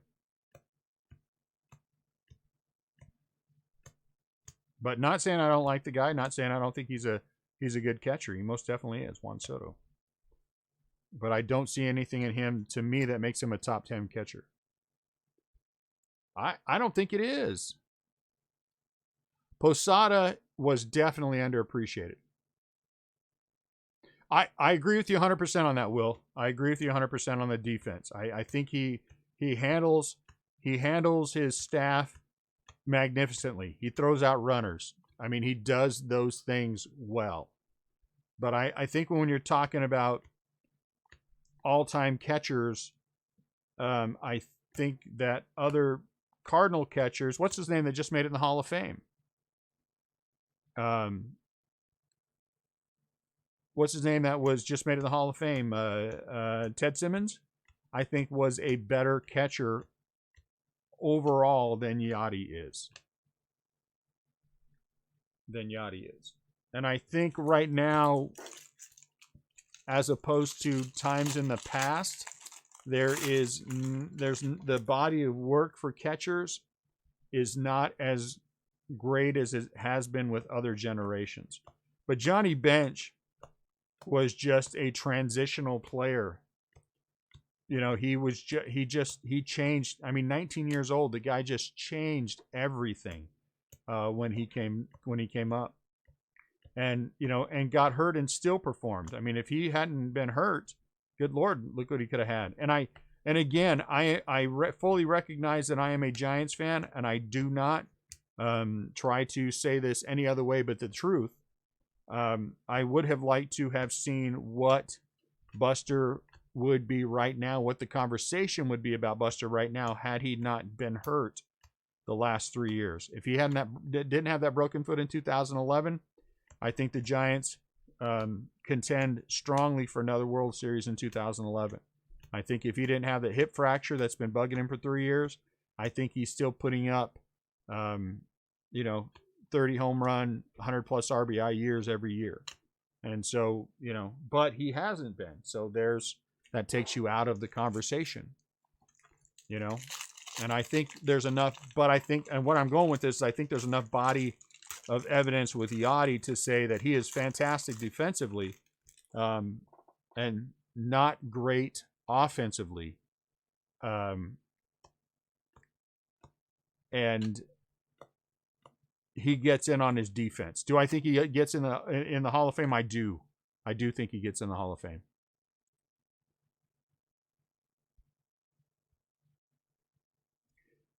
But I don't think he gets in for his offense. Here's my problem. Here's my problem with Posada is definitely underrated. Here's my problem with Mike Piazza. Okay, here's my only issue with Mike Piazza. Again, not that I think that we overestimate. Hey, look at that. I think we overestimate, but I think he falls in when it comes to steroids, but I think he falls into the Mark McGwire category. I do believe that. My only evidence to back that up is that the guy was drafted in the 814th round, and suddenly makes it to the majors, and he's hitting 40 home runs and driving in 120 plus, and never a very good defensive catcher that I remember. But offensively, there's only one way that could have happened, and that was with the use of steroids. And I think that, you know, if it, I think there are, that takes him down a couple of notches to me, because he wouldn't have been there without the steroids. Mark McGwire would not have been Mark McGwire without steroids his entire career. Yeah, I don't think, you know, but the way the Hall of Fame is now, it's hard to tell. It's hard to know who gets in and how they get in. I mean, who would anybody have believed some of the guys who have made it in recently?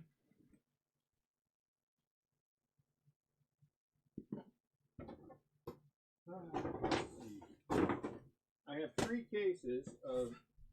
So we're going on the box.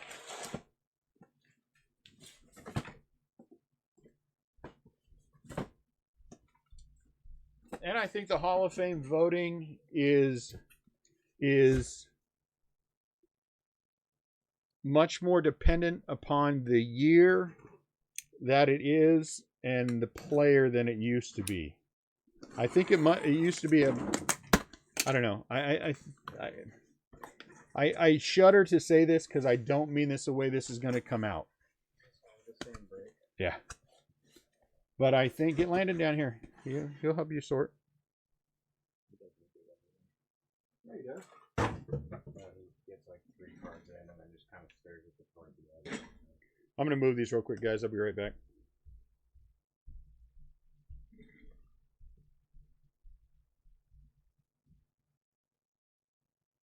Same one we had last week. We had the same exact break last week.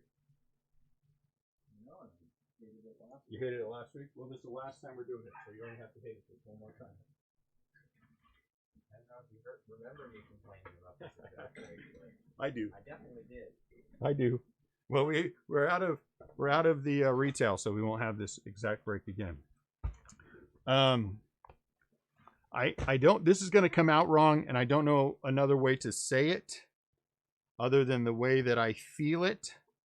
But I also don't think that the baseball writers are as intelligent as they used to be. Okay, here's what we can expect out of these guys. 6 autographs at least. One more. It's a tribute, but tribute takes no time at all. So let's hope that we pull some. We pulled that red Ken Griffey Jr. auto last week. Let's hope we do that again. I would love it if we pulled some. So we did have more autographs. We had 7 autographs last week. So let's hope we. 021-12. I wonder what that means. So I don't know. I think there's more. Back in the day, there was less hype and less me than there is now. I think a beat reporter back in the day was a beat reporter, and now a beat reporter is a celebrity, and so I do think that clouds some of the way some of these decisions come down. I don't think Roy Halladay makes it in as quick as he did if he didn't die, and I don't think that would have mattered 30 years ago. Kevin Lux. Nico Horner. Wow, that's a pretty good pack.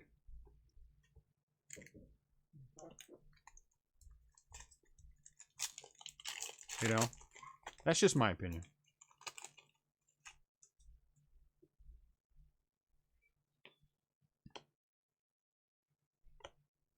Oh, yeah, there we go. Nico Horner autograph for the Cubbies out of 299. I was going to say, is it possible that we were going to have 2 Nico Horners in the packs and it was going to be the last card and they were both going to be unautographed? But no.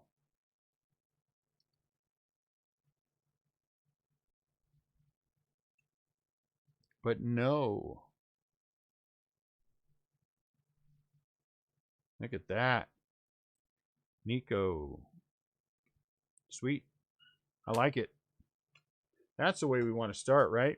Let's go with an autograph right away. Get this bad boy going. The what are we going to say about the the case, the retail case? I think it underperformed. Am I wrong? Does anyone feel like it did anything but underperform? I think last week was by far the best one, and the first week was the second best one, and I think this one unfortunately underperformed. I mean, there was a few nice little pieces, tidbits, but I you know, no autographs.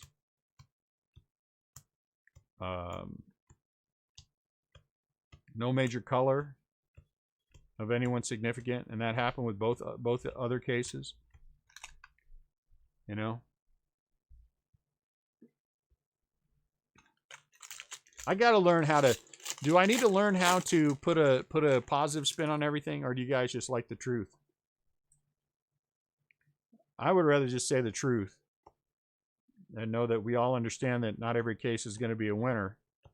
Then blow smoke up all your butts. But if you want me to blow smoke up your butt, I'll be happy to. I mean, not, you know, that sounded really bad. That sounded worse than I meant it to, but you know what I'm saying.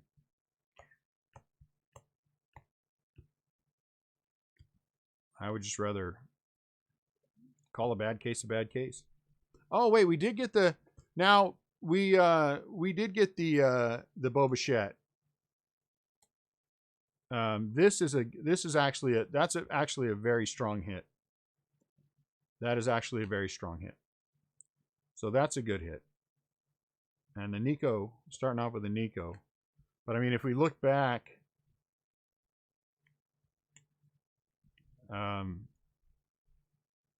mean, some of these were okay. I mean, this is nice, but let's be honest, these aren't a whole hell of a lot to begin with.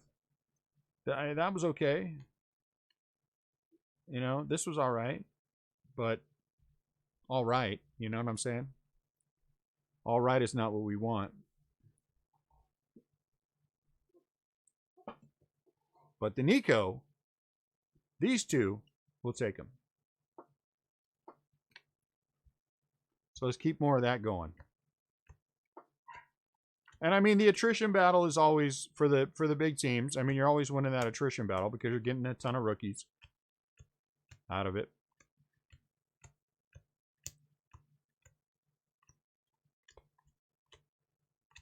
Some of these other spots, you're hoping for a hit, right?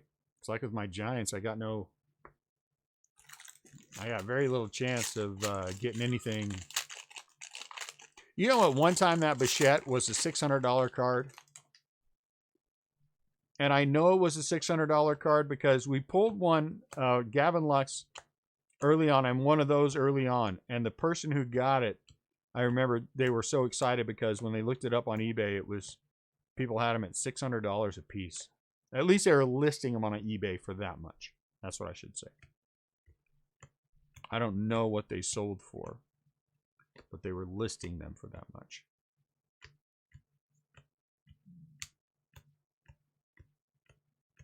So I think what we're going to do with the Bowman first packs will be breaks, because I do have 24 that I'm picking up from someone in the Facebook group, one person, and that's going to come with a caveat, which is fine. It can come with a caveat on they want to have their team, which I think is fair, but they're not going to, you know, make me pay any more, which I think is a perfectly fair. And then I've got some things that I'm going to give them. And then the other one will probably want his team as well, which is both of them. Neither one of them have anyone. It's not a big team.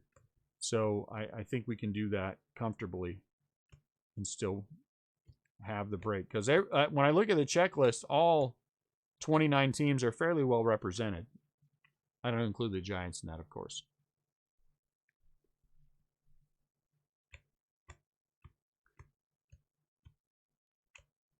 But I think if you look at the checklist, it's pretty balanced top to bottom.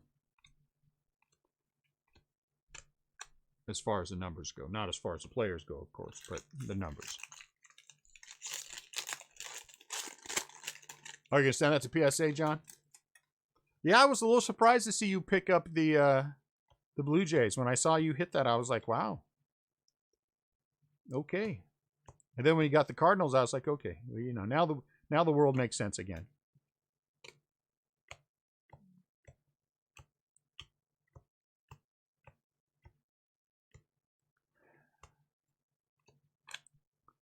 Hey, John, did we hit you last time too? Oh no, it wasn't you. It was Y-Rock. It was Y-Rock. Or did we hit you last week? But I know we hit Y-Rock pretty hard. Who had the Dodgers last week? Was that Sam? I don't know. I don't know anything.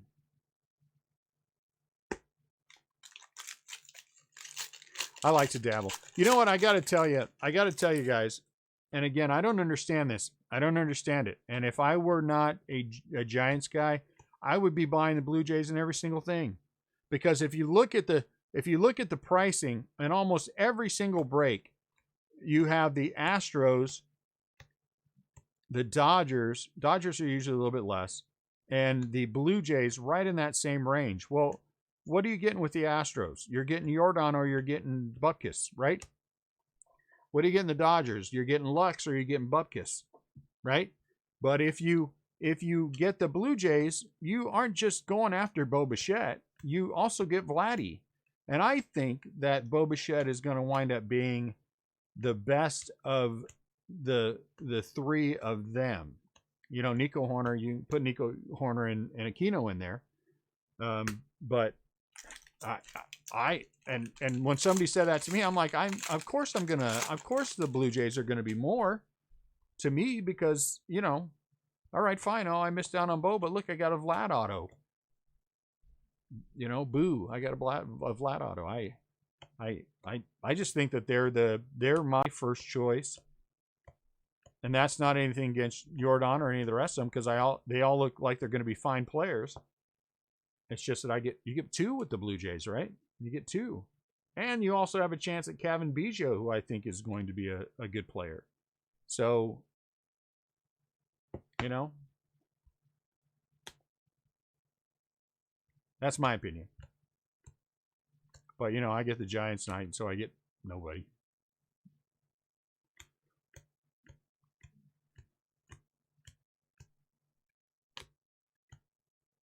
Am I wrong? Yeah, see? John's saying the same thing.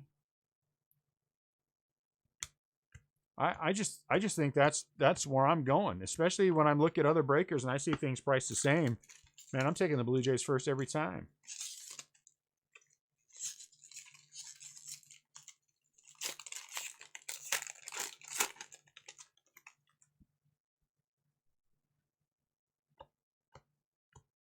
I think Bo Bichette looks like a really terrific player. I mean, again, I think Vladdy also looks like a terrific player.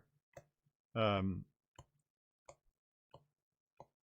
think Kevin Biggio looks like a solid player. Maybe not as good as the others, but, you know, Austin Meadows.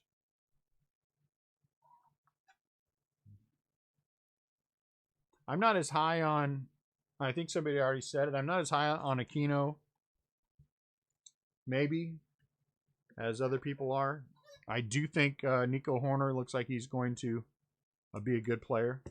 I think I would not bet against Gavin Lux because Gavin Lux could wind up being the best of the bunch as well. But I just like the Blue Jays because I got a backup, you know. It's like with the Dodgers and some of these products. To me, when I look at Tribute, okay, let's talk about Tribute for a second. Okay, when I opened those two boxes of my own that I had, and I got that Sandy Koufax auto out of 10. Well, to me, that is my backup. That's why I'm okay. I would be okay taking the Dodgers because my backup is any decent Sandy Koufax auto is going to give you similar numbers to Vladdy. You know what I'm saying? So the Dodgers in that one they give me a backup.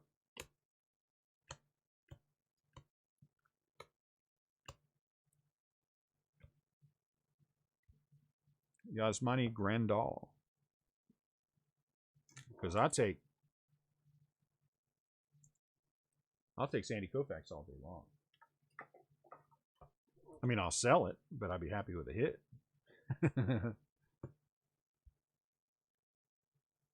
yeah. Bellinger's not anything to sneeze at, but he doesn't carry the gravitas of hitting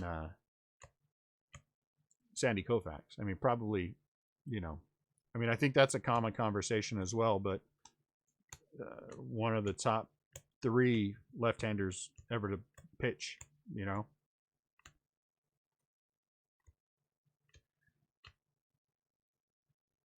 Hey, he was so good. Sandy Koufax was so good that before he figured it out to chill out and just let his arm do its thing, he was just an average pitcher. When he figured it out, he was so dominant that the conversation changed in 5 years about him being one of the greatest ever. I mean, that's how dominant, that's how amazing he was during his time. Where's our autograph at? Which one's the autograph?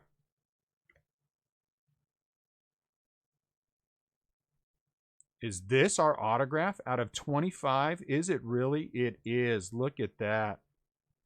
Fernando Tatis Jr. I was trying to figure out where the autograph was. I thought it was the other one, but it's not. It's Fernando. Fernando Tatis Jr. 13 out of 25. Who has the Padres in this? That's a sweet card.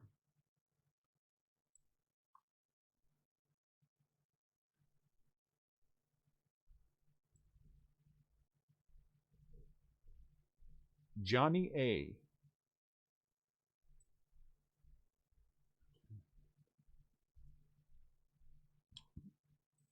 $13 out of 25. That's nice. So 2 good autos. Now the first box. Sorry about that.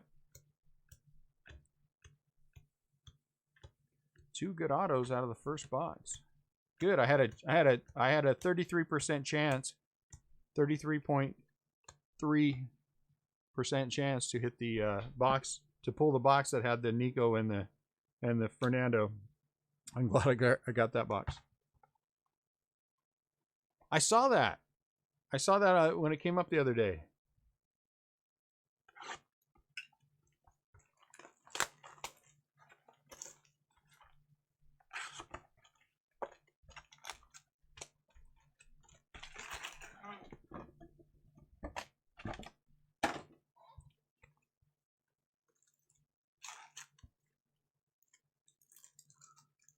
The Padres are just one of those teams. I think they're just destined to not win the World Series for a long time.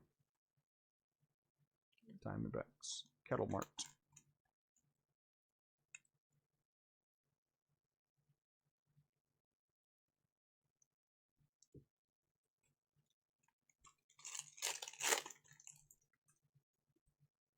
Kyle Lewis, Vladdy, Whit Merrifield.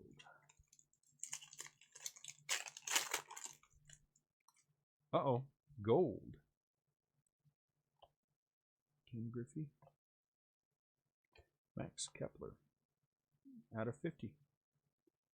Gold is not autographed, but it's kind of cool, If it would have been somebody, not that I have a problem with Max Kepler, but somebody else, So suddenly our silver pack hit rate has improved dramatically. So that's good. I like that.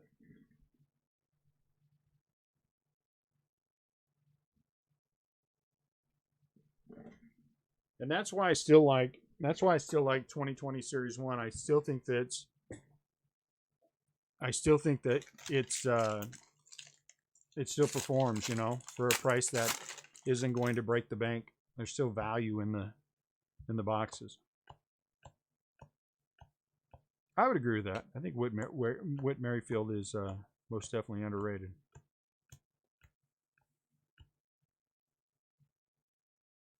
Armenteros.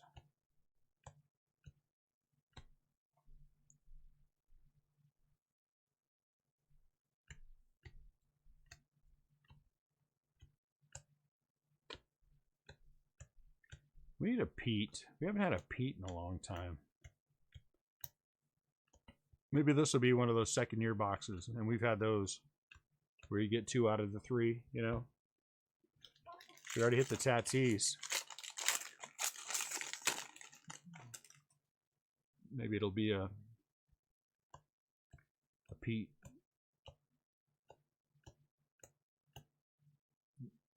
Pete Reverence Auto. I'd take that. I'd take that hit. Johnny Cueto. Useless. Alex Bregman.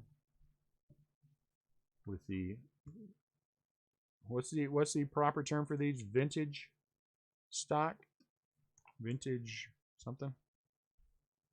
Old school logo. 17 out of 99. Whatever it is. What's up, Rob? It's been a while, man. It's been a while since we've had a really strong. And the Pete's seem to come. We seem to hit monster Pete's. Jeez Louise. Right at the beginning. You know what I'm saying? Of the product. We did that with Bowman's Best. First box we opened, we had a red Pete Auto in there. First case of update we opened, we had second case we opened. We had a gold Pete Alonso, and then the Reverence Auto, 6 out of 10. In Topps Finest, the first box we opened of that one, we had a Pete Gold Auto, 2019 Finest. I think we did that also in, what was that other one that I didn't like? Gold Label, I think.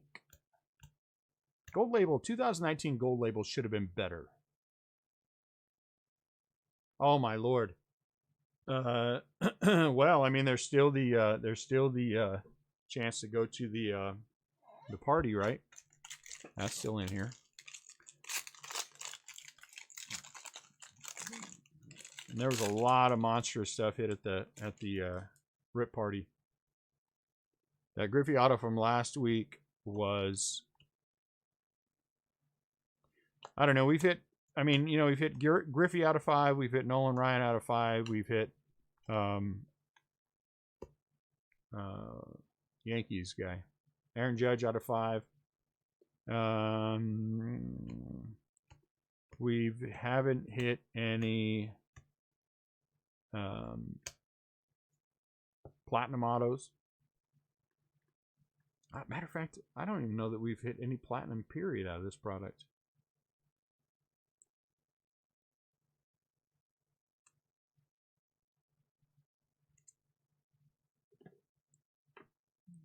The Polar Bear, yep. SSP was a good one. Yeah, anytime you get a card that's worth more than $1,000. And then a lot of, I mean, how many, you know, we hit this in a camo, and that's a monstrous card. That's a monstrous card in a camo. So, you know, oh good Lord. I'd love to go back and see everything. I should go back and just watch the rip party at some point to see that.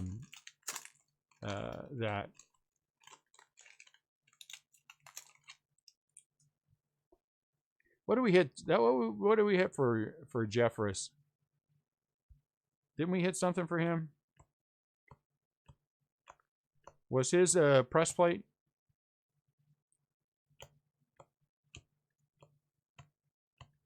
I would like to go back and watch the rip party and just see, but I don't know if I could stand watching myself for 5 hours. I might have to turn the sound down. You know what I'm saying?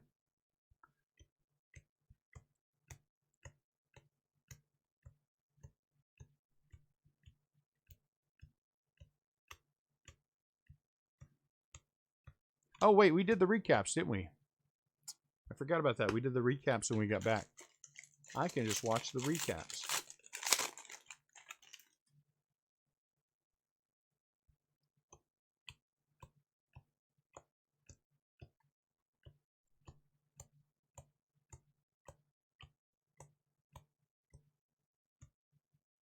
Sunny Gray, Brad Keller, Gavin Lux.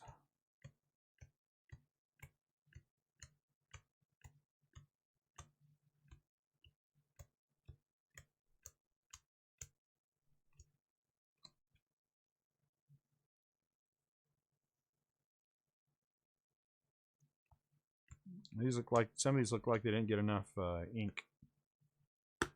Look a little.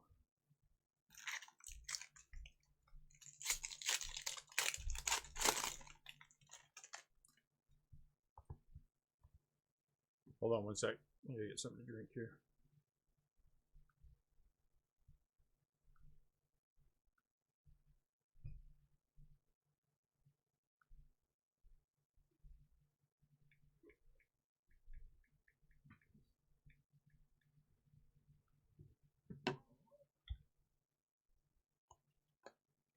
Nico.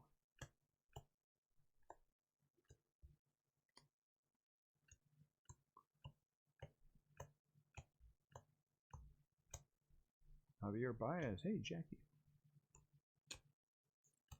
Garrett Cole.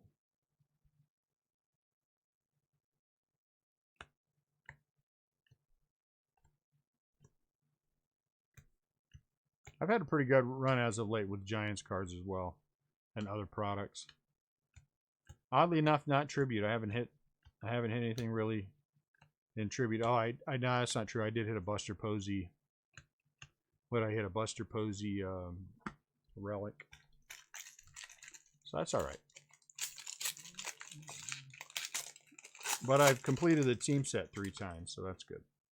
You know, that 1 card team set. So that's a good thing.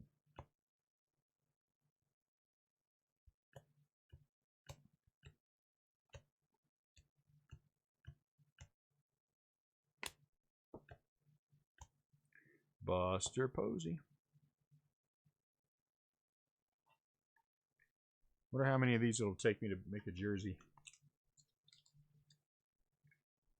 And then I'll go to a Cardinal Giants game. I'll run up there and I'll say, Buster, I made this out of all the relic cards I got.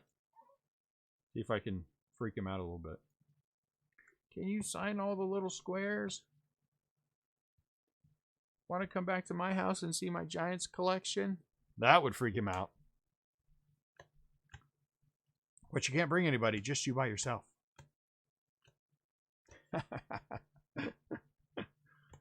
You scare the hell out of somebody like that.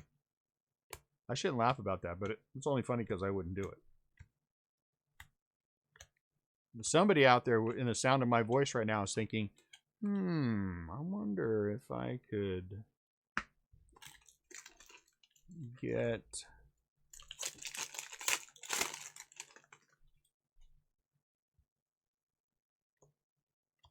security. Get this freak out of here.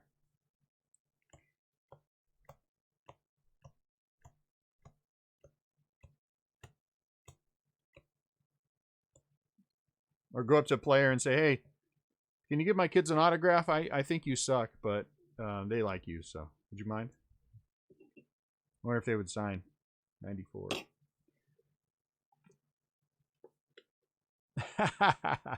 That, and I have it on my head. Hey, Buster, will you sign the thong on my head, please? You know what? I gotta be honest with you guys.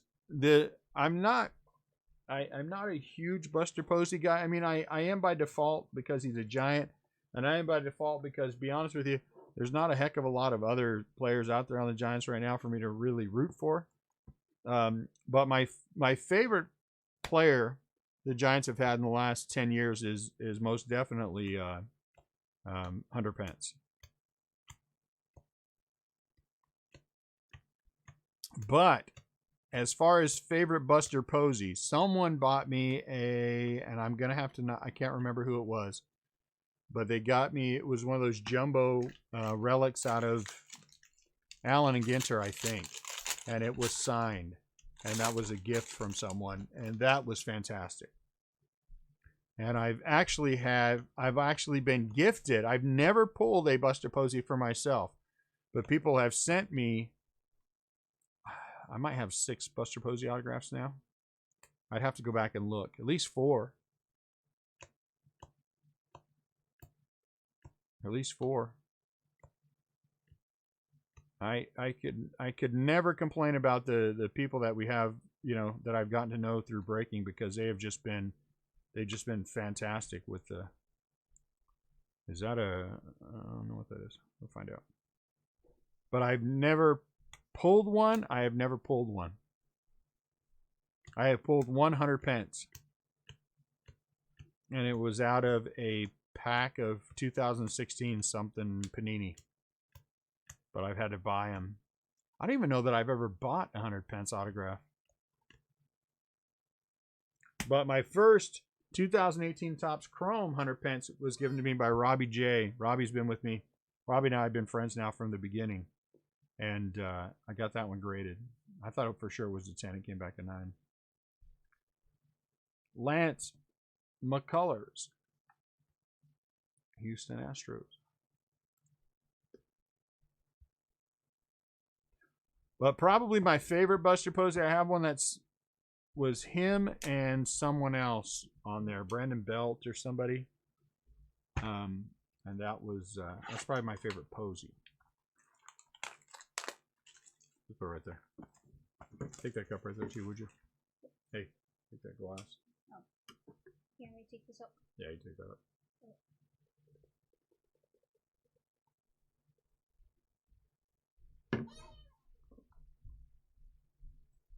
You know what? I think I'm going to do that. I seriously think that I am going to, Rob, go to a Giants game and take the thong with me and see how many players I can get to sign that thong. I bet you I could get more players to sign that thong than you would believe. Because, I mean, how often do you hear, hey, some dude saying, hey, can you sign my thong? I mean, it probably doesn't happen a lot. Otani. And I'm just the kind of knucklehead who would do that. You know?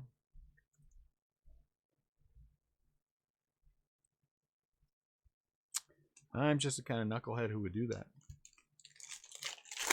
I mean, I wouldn't be wearing it, so you can't arrest me. I mean, I guess you could, but I don't know why you would. Once so. Kind of mean to arrest me when have the thong in my hand. Clayton Kershaw.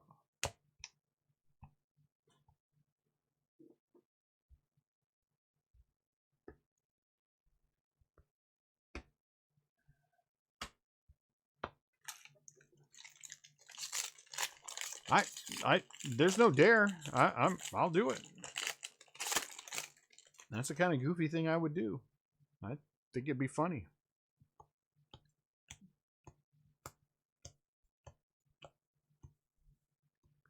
And since I never wanted to kidnap anybody or do anything goofy like that, I think I'd be okay.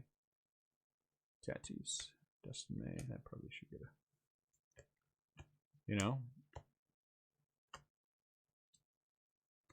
But come on. If you're a major leaguer and some dude's standing there saying, hey, will you sign my thong? Yeah, I mean, come on. Hey, guys, can you sign my rally thong? I would say rally thong. If we, I'd definitely put it on video. If we get a chance to go to a game, can you guys sign my rally thong? Yeah, they'll sign. Oh, for sure, they'll sign.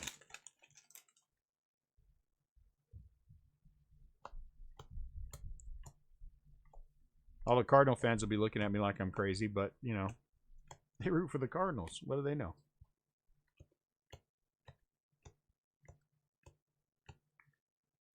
Shot across the bow. Except for John, of course. Present company accepted.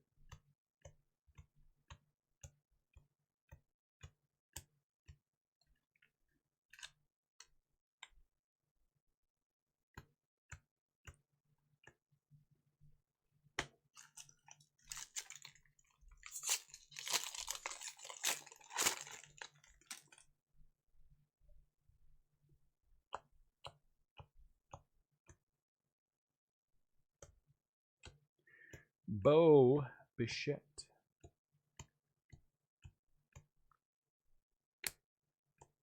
I froze up when I got to a Giants card. I didn't know what to do with it. I just want one. Can we just pull one platinum? It could be anybody. It could be Rowdy Tellez. Is he even in this? It could be Rowdy Tellez. I don't care. Just one. What's up, George?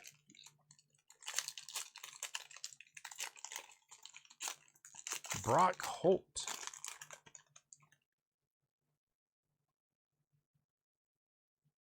You know, every year they do an excellent job with Gypsy Queen. It is a beautiful set.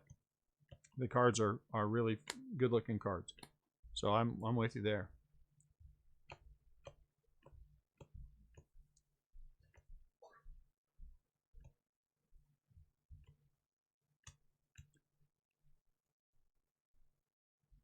A red and black parallel, huh?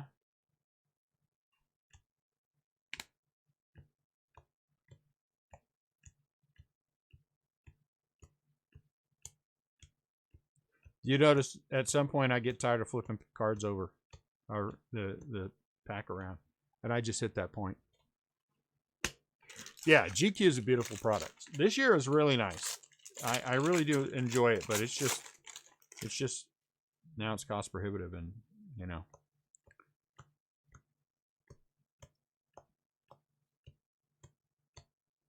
I still don't know where the hell that pricing came from.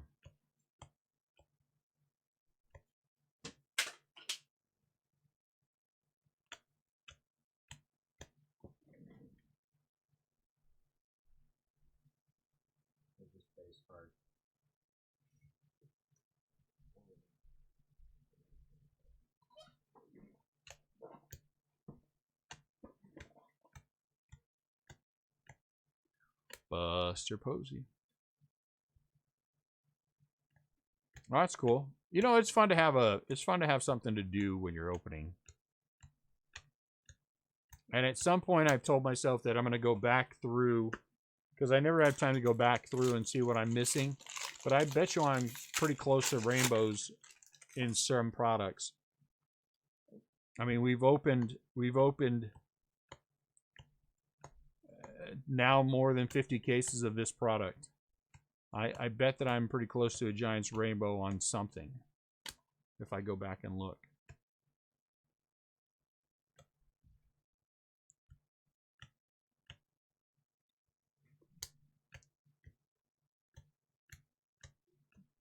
But that would mean I'd have to have time to go back and look.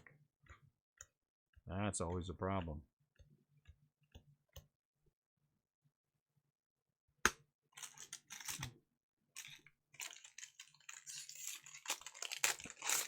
I did pretty well with Mike Yastrzemski in Topps Chrome Update. And I'd like to go back and see what of him. I know I at least have a half dozen autos. What of his I have color-wise. Chris Paddock. Tyler Black. Cleveland Indians. 31 out of 69. What's up, Robbie? You know, that's the other thing that we could get into is we could get some hobby cases and chase acetates. I mean, that would be fun. I do not have any Giants acetates that I can recall ever hitting.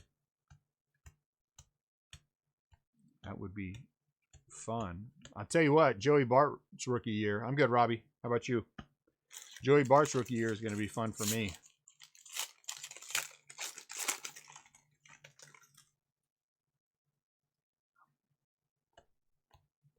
I think, and I'd have to look and see, they're a little less expensive than the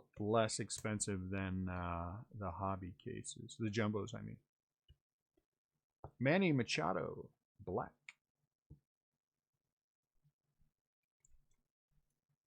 Or around the same price. Anyway, I'll have to look.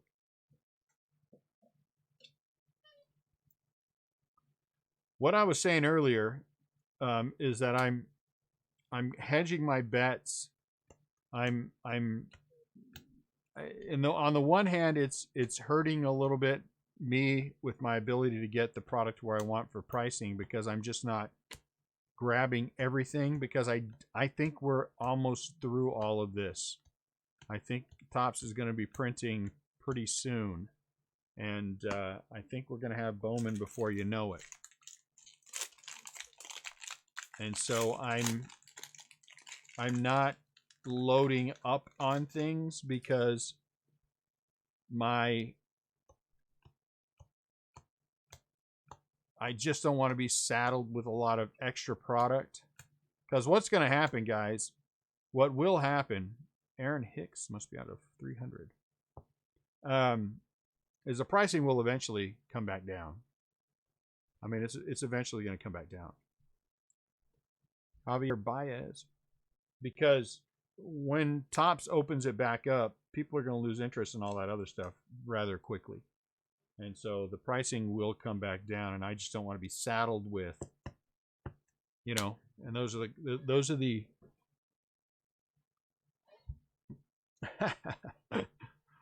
2037. Those are the you know, the gambles. And I might be wrong on this. We might not get Bowman until the end of the month, in which case I've got to put together another month's worth of stuff, and you know, I'll have to scramble a little bit. My gut tells me no. My gut tells me no. All right, we need a patch auto. We need something that's thick in here that's autographed wise. Darn. My gut tells me no, but Lord knows I've been wrong before.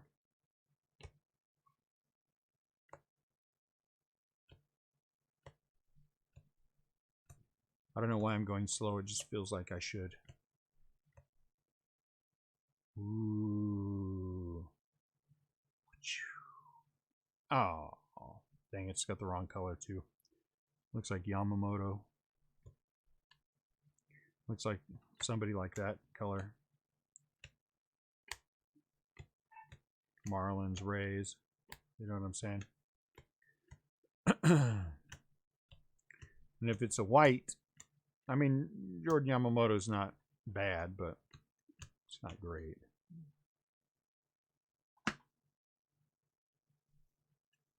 Oh, look at that. Man, you want to talk about being way off? Woo, I was way off. Thank goodness. Austin Riley, nice. I like being wrong. We'll take Austin Riley every day of the week, and twice on Sunday. And twice on Sunday. Nice. See that? I'm wrong. Austin Riley. Is that you? Is that you, Jim? Do you go by James? Do you go by Jim? Do you go by something else?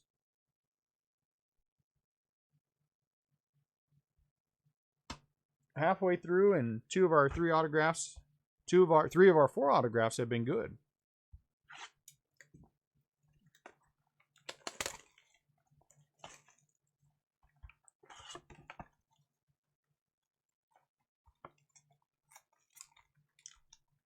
James. Okay, I'll stick with James. I just don't like to call people what they don't. It's hard to know because, you know, mine says Dune. So, I mean, it's pretty straightforward, but I never know what to call people. Eloy Jimenez for the White Sox. All right, so we're getting closer to Tribute. Everyone needs to buy Tribute. If you don't buy Tribute, then I would be upset. And CL will yell at me because he told me that I should take my last case of Tribute to eBay. I told him, yeah, that's probably a good idea. I need something for eBay anyway, and then I go ahead and list it on Facebook. So if you don't, then all of you run the risk of me getting yelled at by CL. That's a nice pack. No autograph, but it's a nice pack.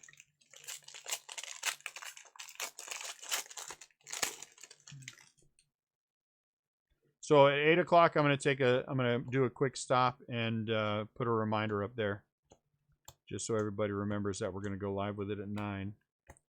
We'll be early. What time is it now? Yeah, we should be out of this by 8:30. Bryce Harper. We'll put a sleeve on Bryce.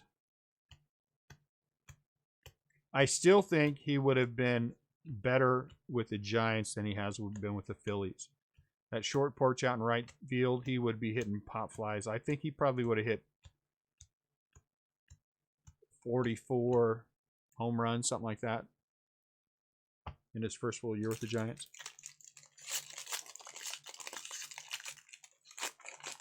Well, people are starting to finally release him, Robbie. Now's the time to buy up Ohtani, because I think when he has his first full good year, and I think he will have his first full good year, the prices are going back up on those suckers. But I see people are, I see, you know, basically clearance prices. Hey, nice. Bo Bichette foil. Looks pretty good. I see clearance prices on Ohtani. That's a shame. Daniel Polka. Daniel Polka and John Polka. Coincidence? I don't know. I don't know. Is it? I'm gonna guess if we hit a platinum, we're gonna know it's a platinum. It's gonna look like a platinum. Is it your cousin? Mm-hmm.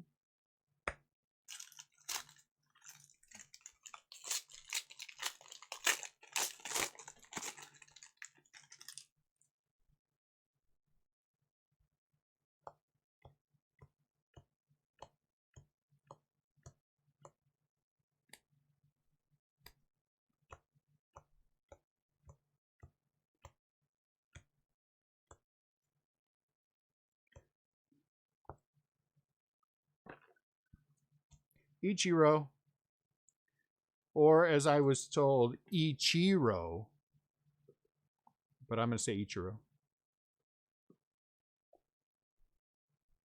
Actually, you say that incorrectly. It should be pronounced Ichiro. Oh, really? Did you run this by Ichiro? Make sure he understands that.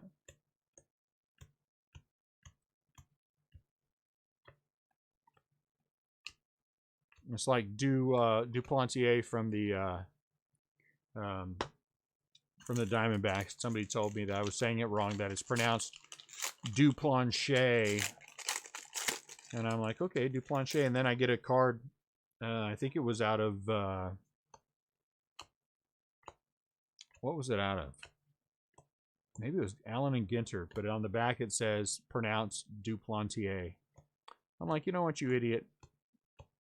He's probably messed with. He probably laughs every time, whoever that person was. I don't think he was in our group. He probably laughs every time he thinks about how he messed with me. And I say Duplantier like some goofball. If that was a get, it was a good get. And I give him props for that.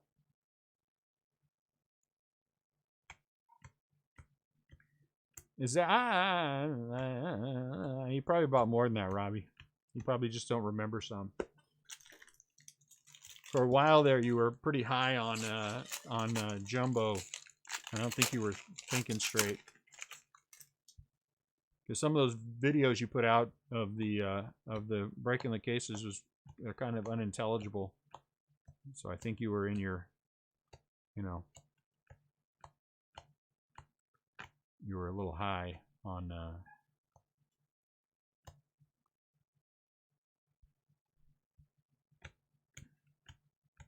Do we want to break a hobby case of 2018? The problem with 2018, I want to do it, but I think it's an expensive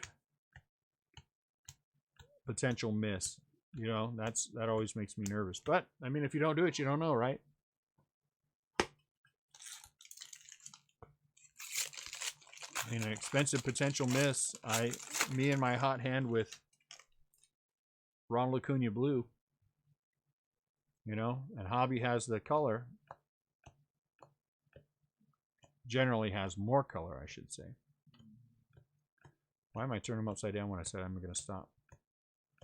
Hey, hey, is it a trifecta? Oh.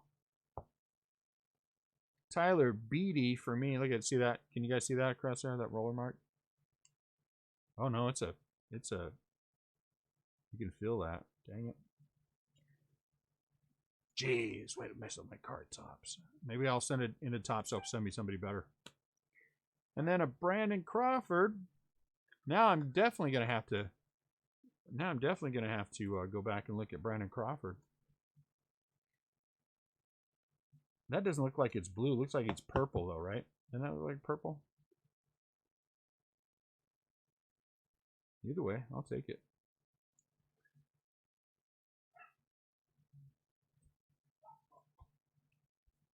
Either way, I'll take it. Sorry, I get lost in the Giants sometimes. You can't find Jumbo. You can't find Jumbo. That's the thing, is you can't find Jumbo. And let's be honest with you. I'll be honest about it. The price I can find it at, it's not worth breaking. It's not worth breaking. There's more than that in 2018.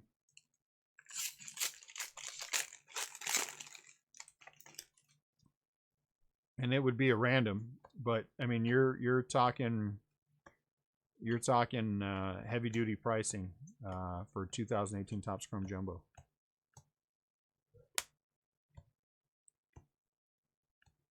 Vladdy has it too. You can see that? Poor Vladdy. He has a roller mark on him too. Poor Vlad.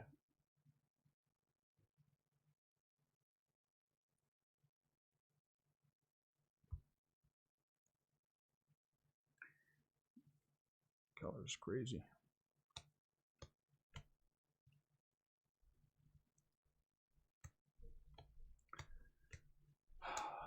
I just need to pull the trigger and get it.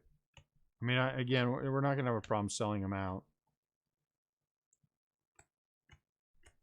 Now I'm gun shy. It's not good for a breaker to be gun shy. Now I just got to do it. You know what I'm saying?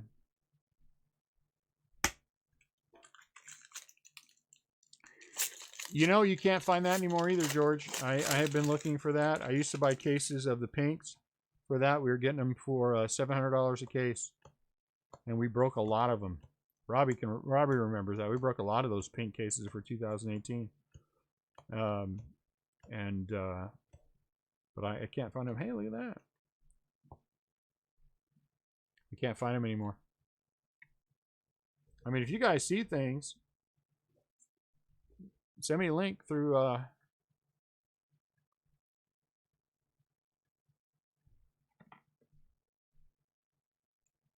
Facebook. And then another. This is at least the second Tatis of this one. I think there was a. Oh, the other one. We had an auto. What am I saying?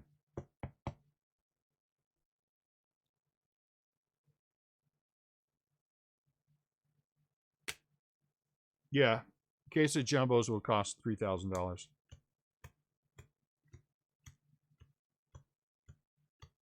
Case of Hobby, we can get into a little bit better. And I still think you're better price-wise than you are with Draft and those other ones. You know what I'm saying?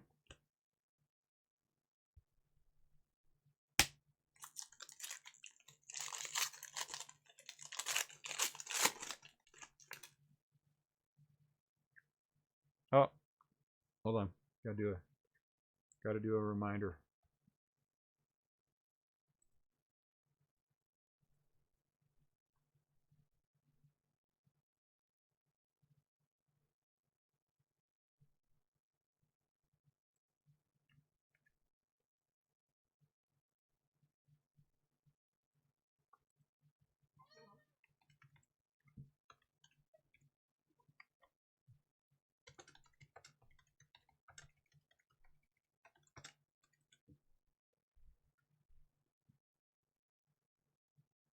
Dun, dun, dun, dun. How many people wanted tags? Well, a few.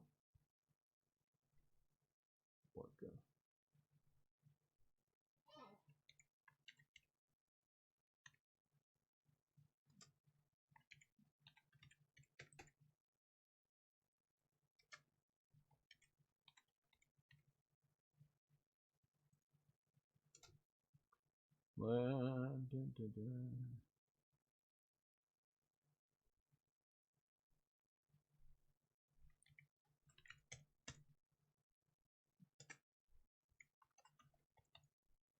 Poor Lindsay. She tried to get in. She claimed 4 teams and missed on every single one of them.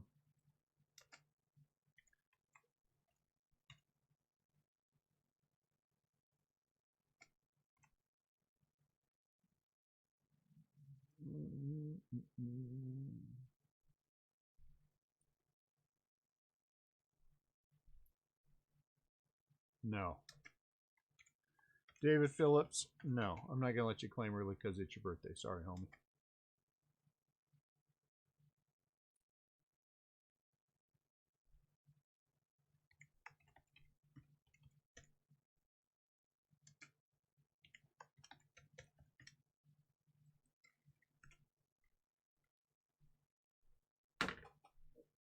All right, sorry about that, guys.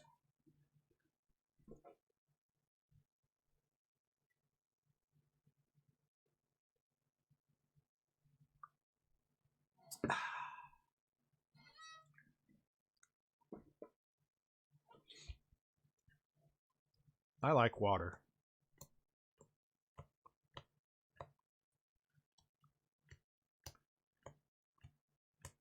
Nothing is as refreshing as drinking water. Miguel Cabrera.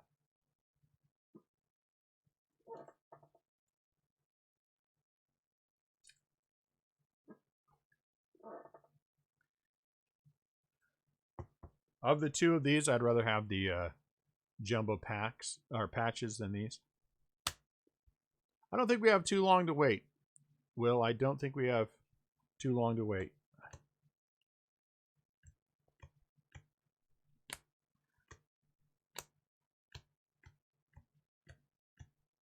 At least I don't think we have too long to wait for an announcement of when it's going to release. They are good looking cards. I do think it's going to be a good product this year. Well, we know it's going to be a good product.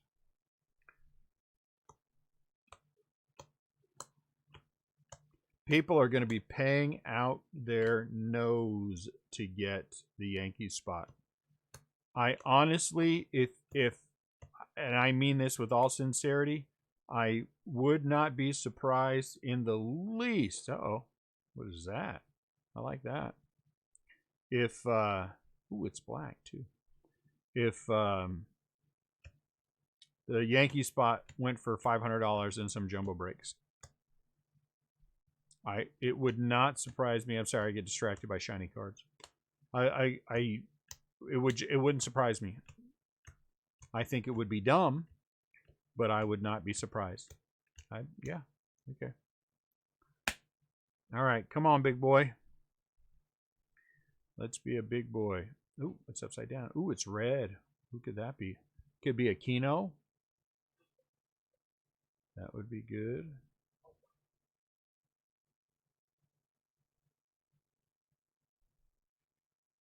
Uh-oh. It's Washington Nationals. Carter Kaboom. Nice. I'd take Carter, especially black. Carter out of 198. Nice. That's a good hit for the Nationals. Yeah, I like that. And it was actually red this time. Been more fun if it was Soto, let's be honest. But I think Chris Monroe has the Nationals. That's a good autograph.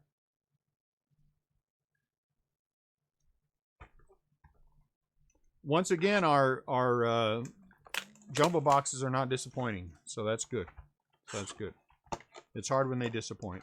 Because if they were disappointing in a big way on top of the rather disappointing other thing, then this would not be anywhere near as fun as it is.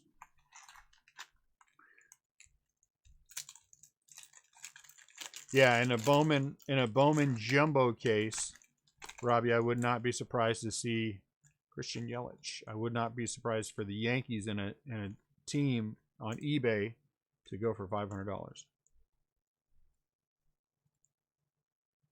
I think there's that much anticipation. And you guys just might be out of luck. I might just put everything on eBay. I'm just going to put everything on eBay and be like, forget the Facebook group. And just rake it in. Gavin Lux, Brendan McKay. Well, if you're going to get a purple, right? Arenado. There's no doubt the money will be better on eBay. And we're not going to do that, of course. But the money will be better on eBay. No doubt.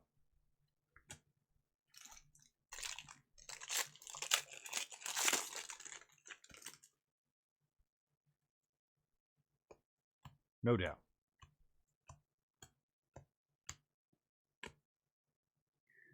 We will probably take all of the hobby for sure to eBay.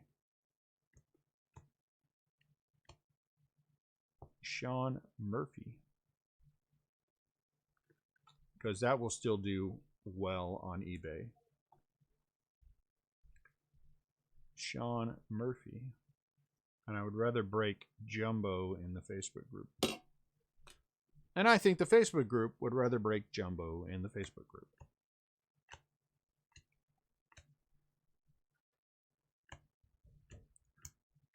Replacing them will be the trick. So I'm going to have to be on that early. I'm going to have to be on that early. Let's see. Somebody send me money prematurely again.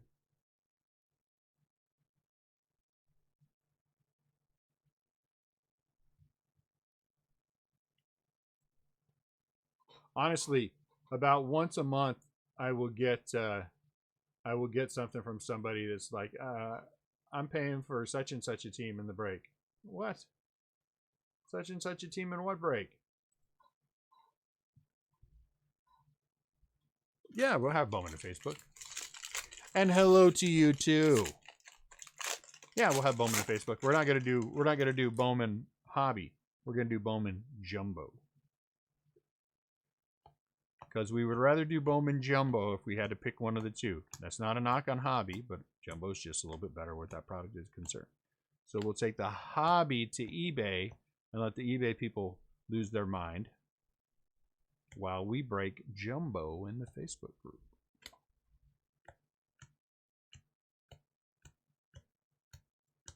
Even if we weren't, now that you came on and said that, we would be, because I am scared of you.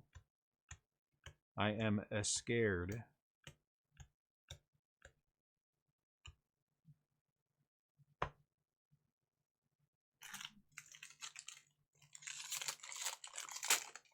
Because I was going to take that other...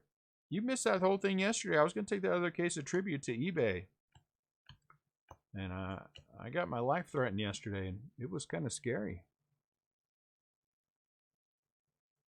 It was kind of scary. Somebody told me that I better break it in Facebook, and I was like, okay.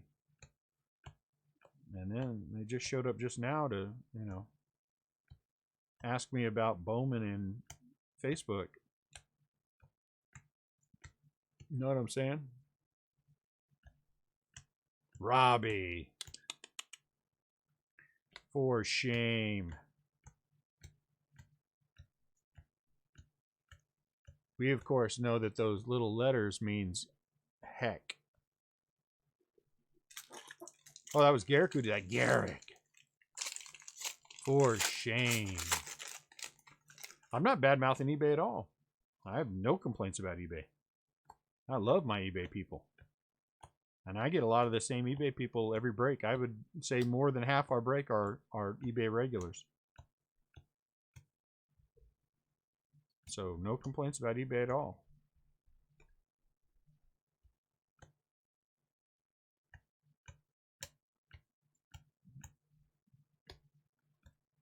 Honestly, like I said before, I know several breakers who stopped doing Facebook and everything else altogether, and they're only doing eBay because that's where all the money's at. Well, someone's going to have to try to keep me in line. Ain't worked for 50 years. I'm pretty sure it's ain't going to work now. And you know what? I don't blame the breakers who have gone exclusively to eBay. I get it.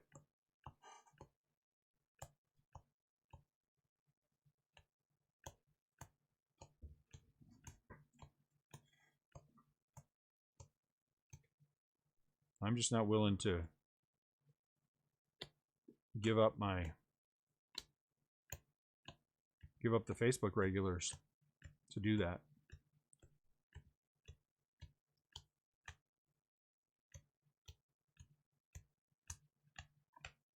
You know?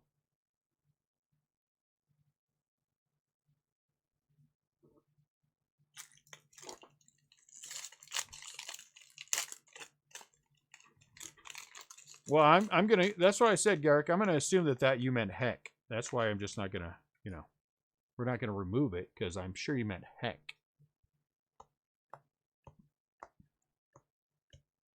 What's the term that I'm looking for? Mexican term, la raza. That's there. That's that.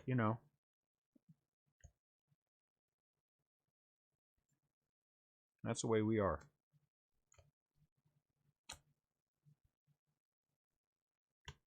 It's beyond, it's family but deeper.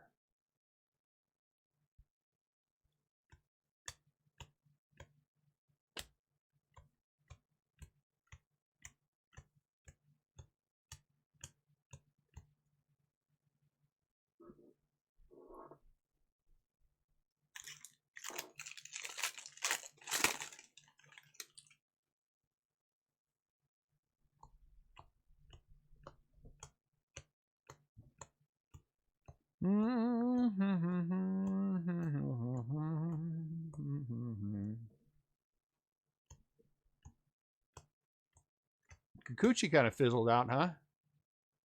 Man, he sure came in with a lot of hype. Everybody was like, when we first started breaking, when there were redemptions of Kikuchi, people were losing their mind trying to get to him. I got redemption sent back there I didn't even bother to do anything with.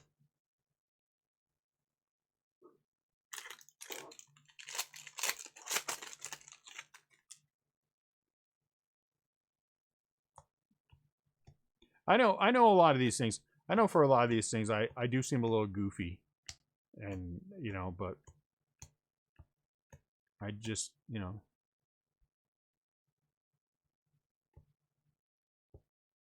loyalty counts. It's like family counts. Family first. You know what I'm saying?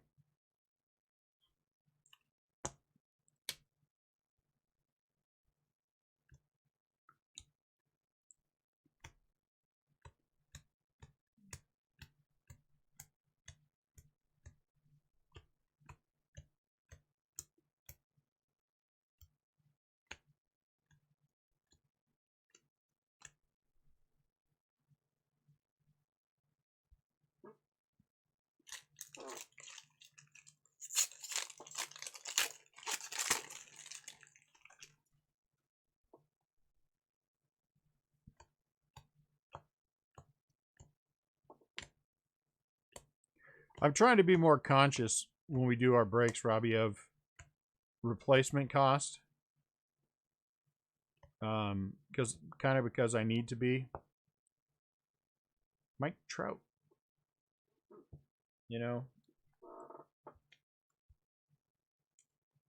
I should have, with my tribute cases, started off a little stronger, but I was being stubborn. And being stubborn often means you lose out on money.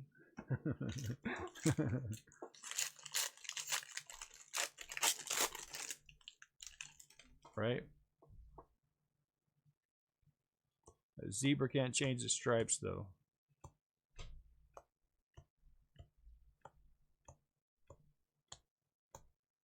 As long as I keep getting my Giants card. Cards. Uh-oh. Hold on. Oh, what does that say?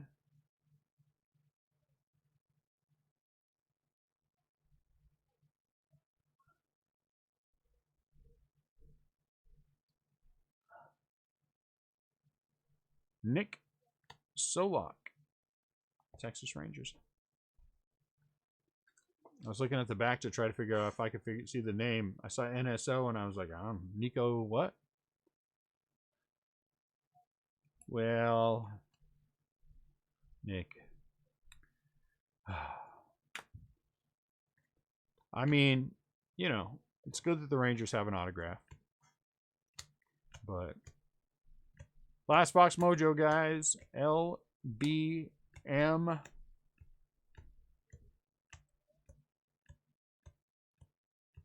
LB Mojo. Last Box Mojo. Drink of water time.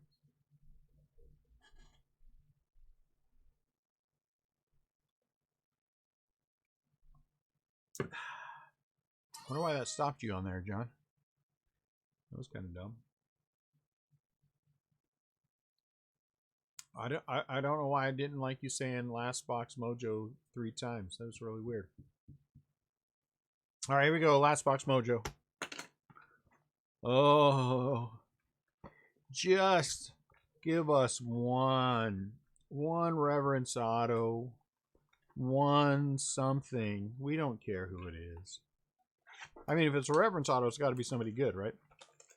Just one. Just one.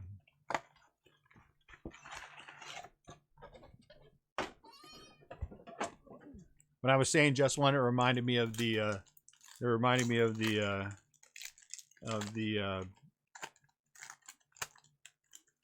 the guy that was marrying him in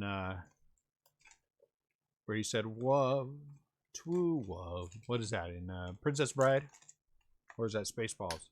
I can't remember. Wov, twoo wov. Whatever it was. For some reason, I thought of him. I don't know. So my train of thought derailed. I don't care. Pete. Oh man. I knew the run was coming. I was hoping there was going to be an autograph. Prince Valium. Laddie. Ooh, Kepler. Kepler's not a bad autograph because the last Kepler we had was out of 30. So he's definitely limited.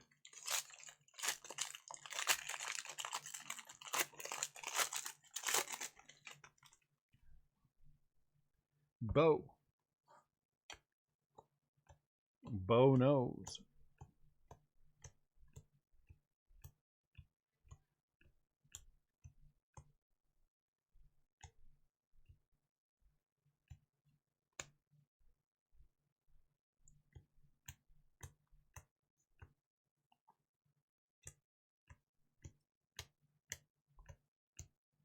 Because the coronavirus has given me an excuse. Oh, geez, if they didn't give me 4 now, they are.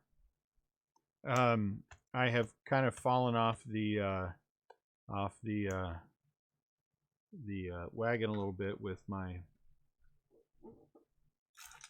ketogenic lifestyle. You know, I'll be honest with you, James. I don't know enough about him to give you an opinion. I mean, I honestly, if I knew more about him, I just see that he shows up a lot. So, you know, hopefully he's a good player. Someone told me one time that the Texas Rangers thought a lot about him. I'm not way off the reservation with my keto, but I'm a little off. But, you know, again, just to prove that I am not, you know, I am not callous in my viewpoint of things. I am a little bit of a worry eater. When I worry, when I get concerned about things, I tend to drop back into bad habits where food is concerned.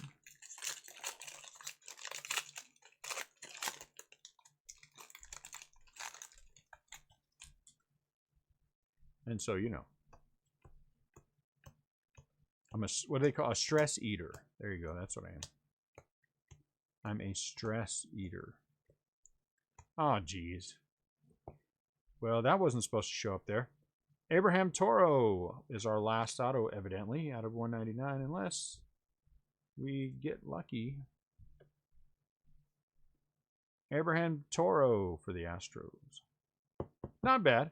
I mean, Toro's going to be a good player. He's not going to be Jordan probably, but he's not going to be a bad player. All right, so now we're chasing color.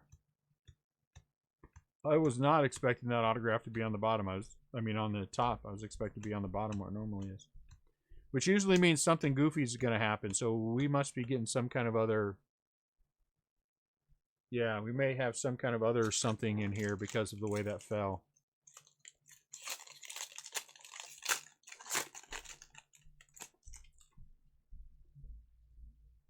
So maybe we'll get something worthwhile. I don't think there's a case hit in this product, is it? I don't think there's a specific case hit item, but maybe we'll get a second autograph. It's happened.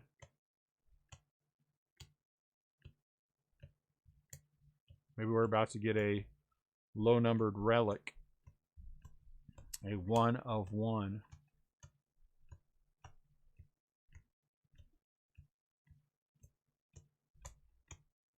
Golden ticket. That would be awesome. We will take a golden ticket. Our plans remain the same.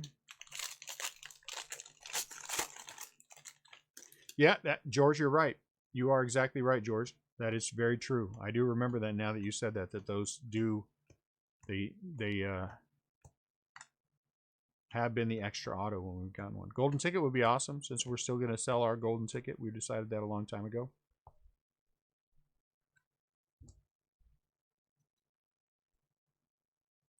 I think it, again, he's one of those guys, you get him for cheap, why not? I think if you can get him for cheap, why not? You know? Especially if you can get it for cheap, you've got time to find out whether or not he's going to be worthwhile. You know, he might have an Aquino thing go on. 84. We haven't had an SSP out of any of these products for a long time. We've had the 84s, but no 85s. Buster Posey.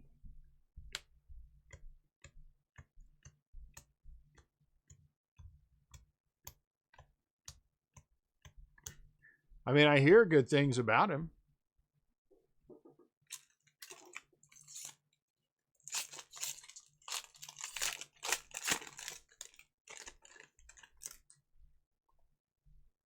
My guess is we're going to have 2 fat ones in here.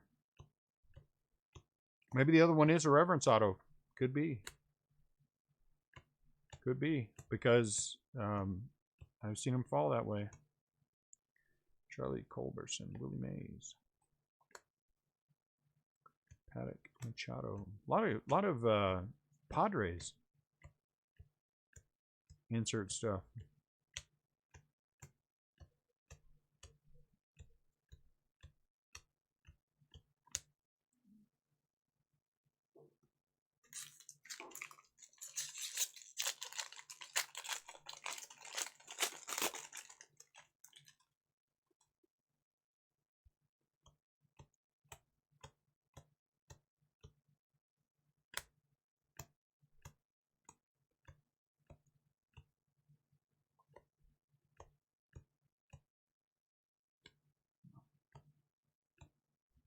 Max Kepler.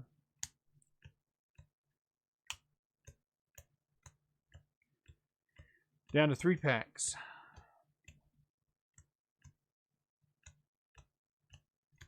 I think the this has case has definitely redeemed the break.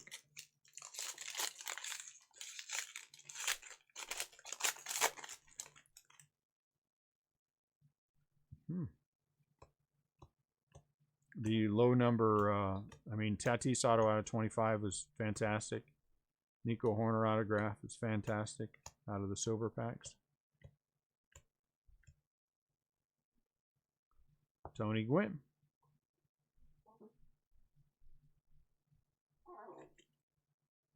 We could have a, I mean, the other things that could be possibilities would be a cut sig.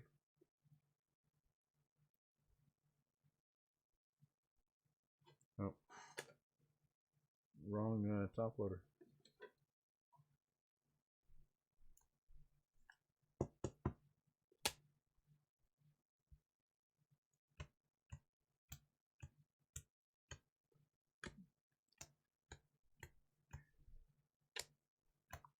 But then it could be in an odd place too, just because it was a black. You know what I'm saying? You know, at one point, relics were really very hot commodities. Pulling relics out of packs, that was really a very hot commodity. That sure has fallen away a lot. I mean, I get it, but, you know, back in the day.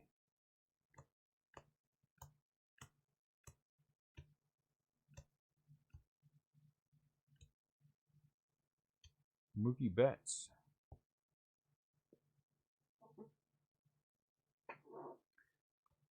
For the Red Sox out of 149. All right, so is there something in that last pack or not? I like these. I like these. I'd work on that of Buster. It'd be nice if they have one of Mike Yastrzemski. I'd chase that one pretty heavy. And I picked up a bunch of autos of Dubon too out of Inception. I've got a nice chunk. All right, last pack. Yeah, I don't know.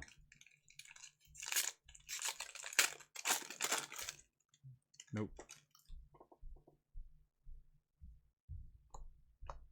Well, darn, I was hoping. I was hoping. What's some color? Nope.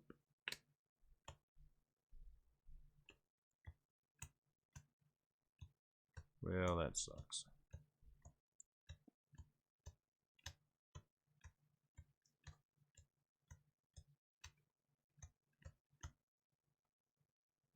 Okay.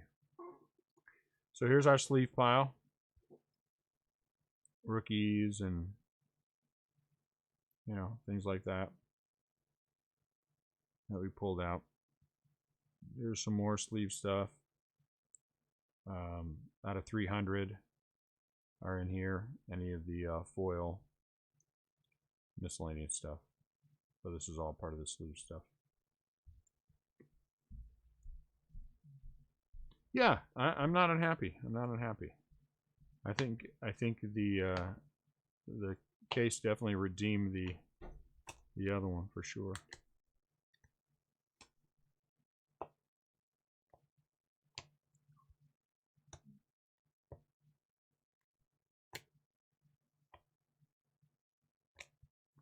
Ichiro.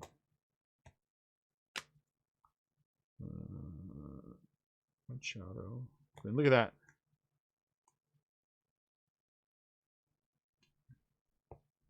I never noticed that.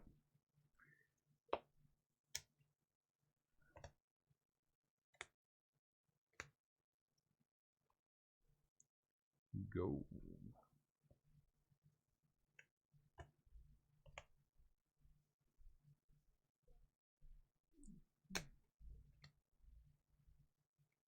We'll put Nico there. Go Bichette and Nola.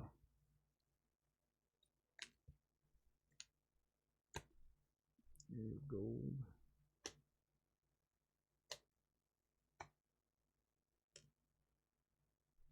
Harsher.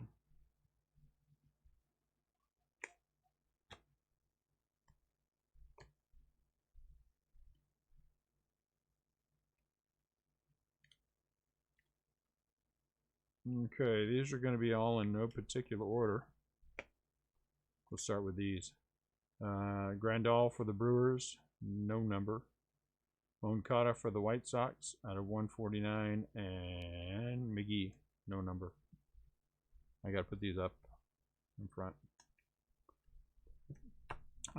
These are the what are these? Major League Materials. Xander Bogaerts for the Red Sox, Gurriel for the Blue Jays, Meadows for the Rays, Swanson for the Braves. And here are these: Tatis bat, Tatis patch, Tony Gwynn, Manny Machado. Oh, look at that! Manny Machado is out of 199, and then Chris Bryant out of 50. Gavin Lux goes over here. Out of the, I don't know where to go with all this stuff. The foils that we pulled out, there were 3. Alvarez, Bichette, and Gavin Lux. So those are nice. These patches. Baez, base, Trout, base, Mookie, out of 149. I wish we got more of these and less of the other ones. Really nice Bo Bichette out of 300. That's super right there. That's a good one. Out of the silver packs, our 2 non-autos, Nolan Arenado out of 75 and Max Kepler out of 50. So the color in here was good. Out of both of these are out of 99. The vintage logo, Aaron Hicks and Alex Bregman, both out of 99. We had the Stam Usual out of 50. Decade's Best, 10 out of 50. We had the Archer out of 50. 35 out of 50. We had, for color, we had out of 76, Trent Thornton for the Blue Jays. Out of 50, Nola for the Phillies. And then Tyler Naquin out of 69 for the Indians. Plus I had my Giants ones. The SPs, Gavin Lux, Tony Gwynn, Dustin May, Rizzo, Sanchez, Juan Soto, Johnny Bench, Frank Thomas, Sandberg, Garrett Cole, Don Mattingly, Ichiro, and Sean Murphy. And then 7 autos, which was nice. So Lance McCullers, base. Nick Solak, base. Austin Riley, that's a good one, base. Abraham Toro out of 199 for the Astros, that's nice. Carter Kaboom out of 199, that's a good one. Nico Horner out of the silver packs, that's fantastic, out of 299. And then the really nice Fernando Tatis Jr., 13 out of 25. So, not a bad break at all, guys. Not a bad break at all. Thank you all very much. I'm going to go start getting ready for the 9 o'clock break. We got a couple of minutes. And we'll get these all taken care of. So, any of you that are not coming back, we appreciate you being in this break. As always, it was fun hanging out and chatting with you guys, even though we're all in trouble. But I will see you guys for the next break. And be safe, be well, and take care. Talk to you soon.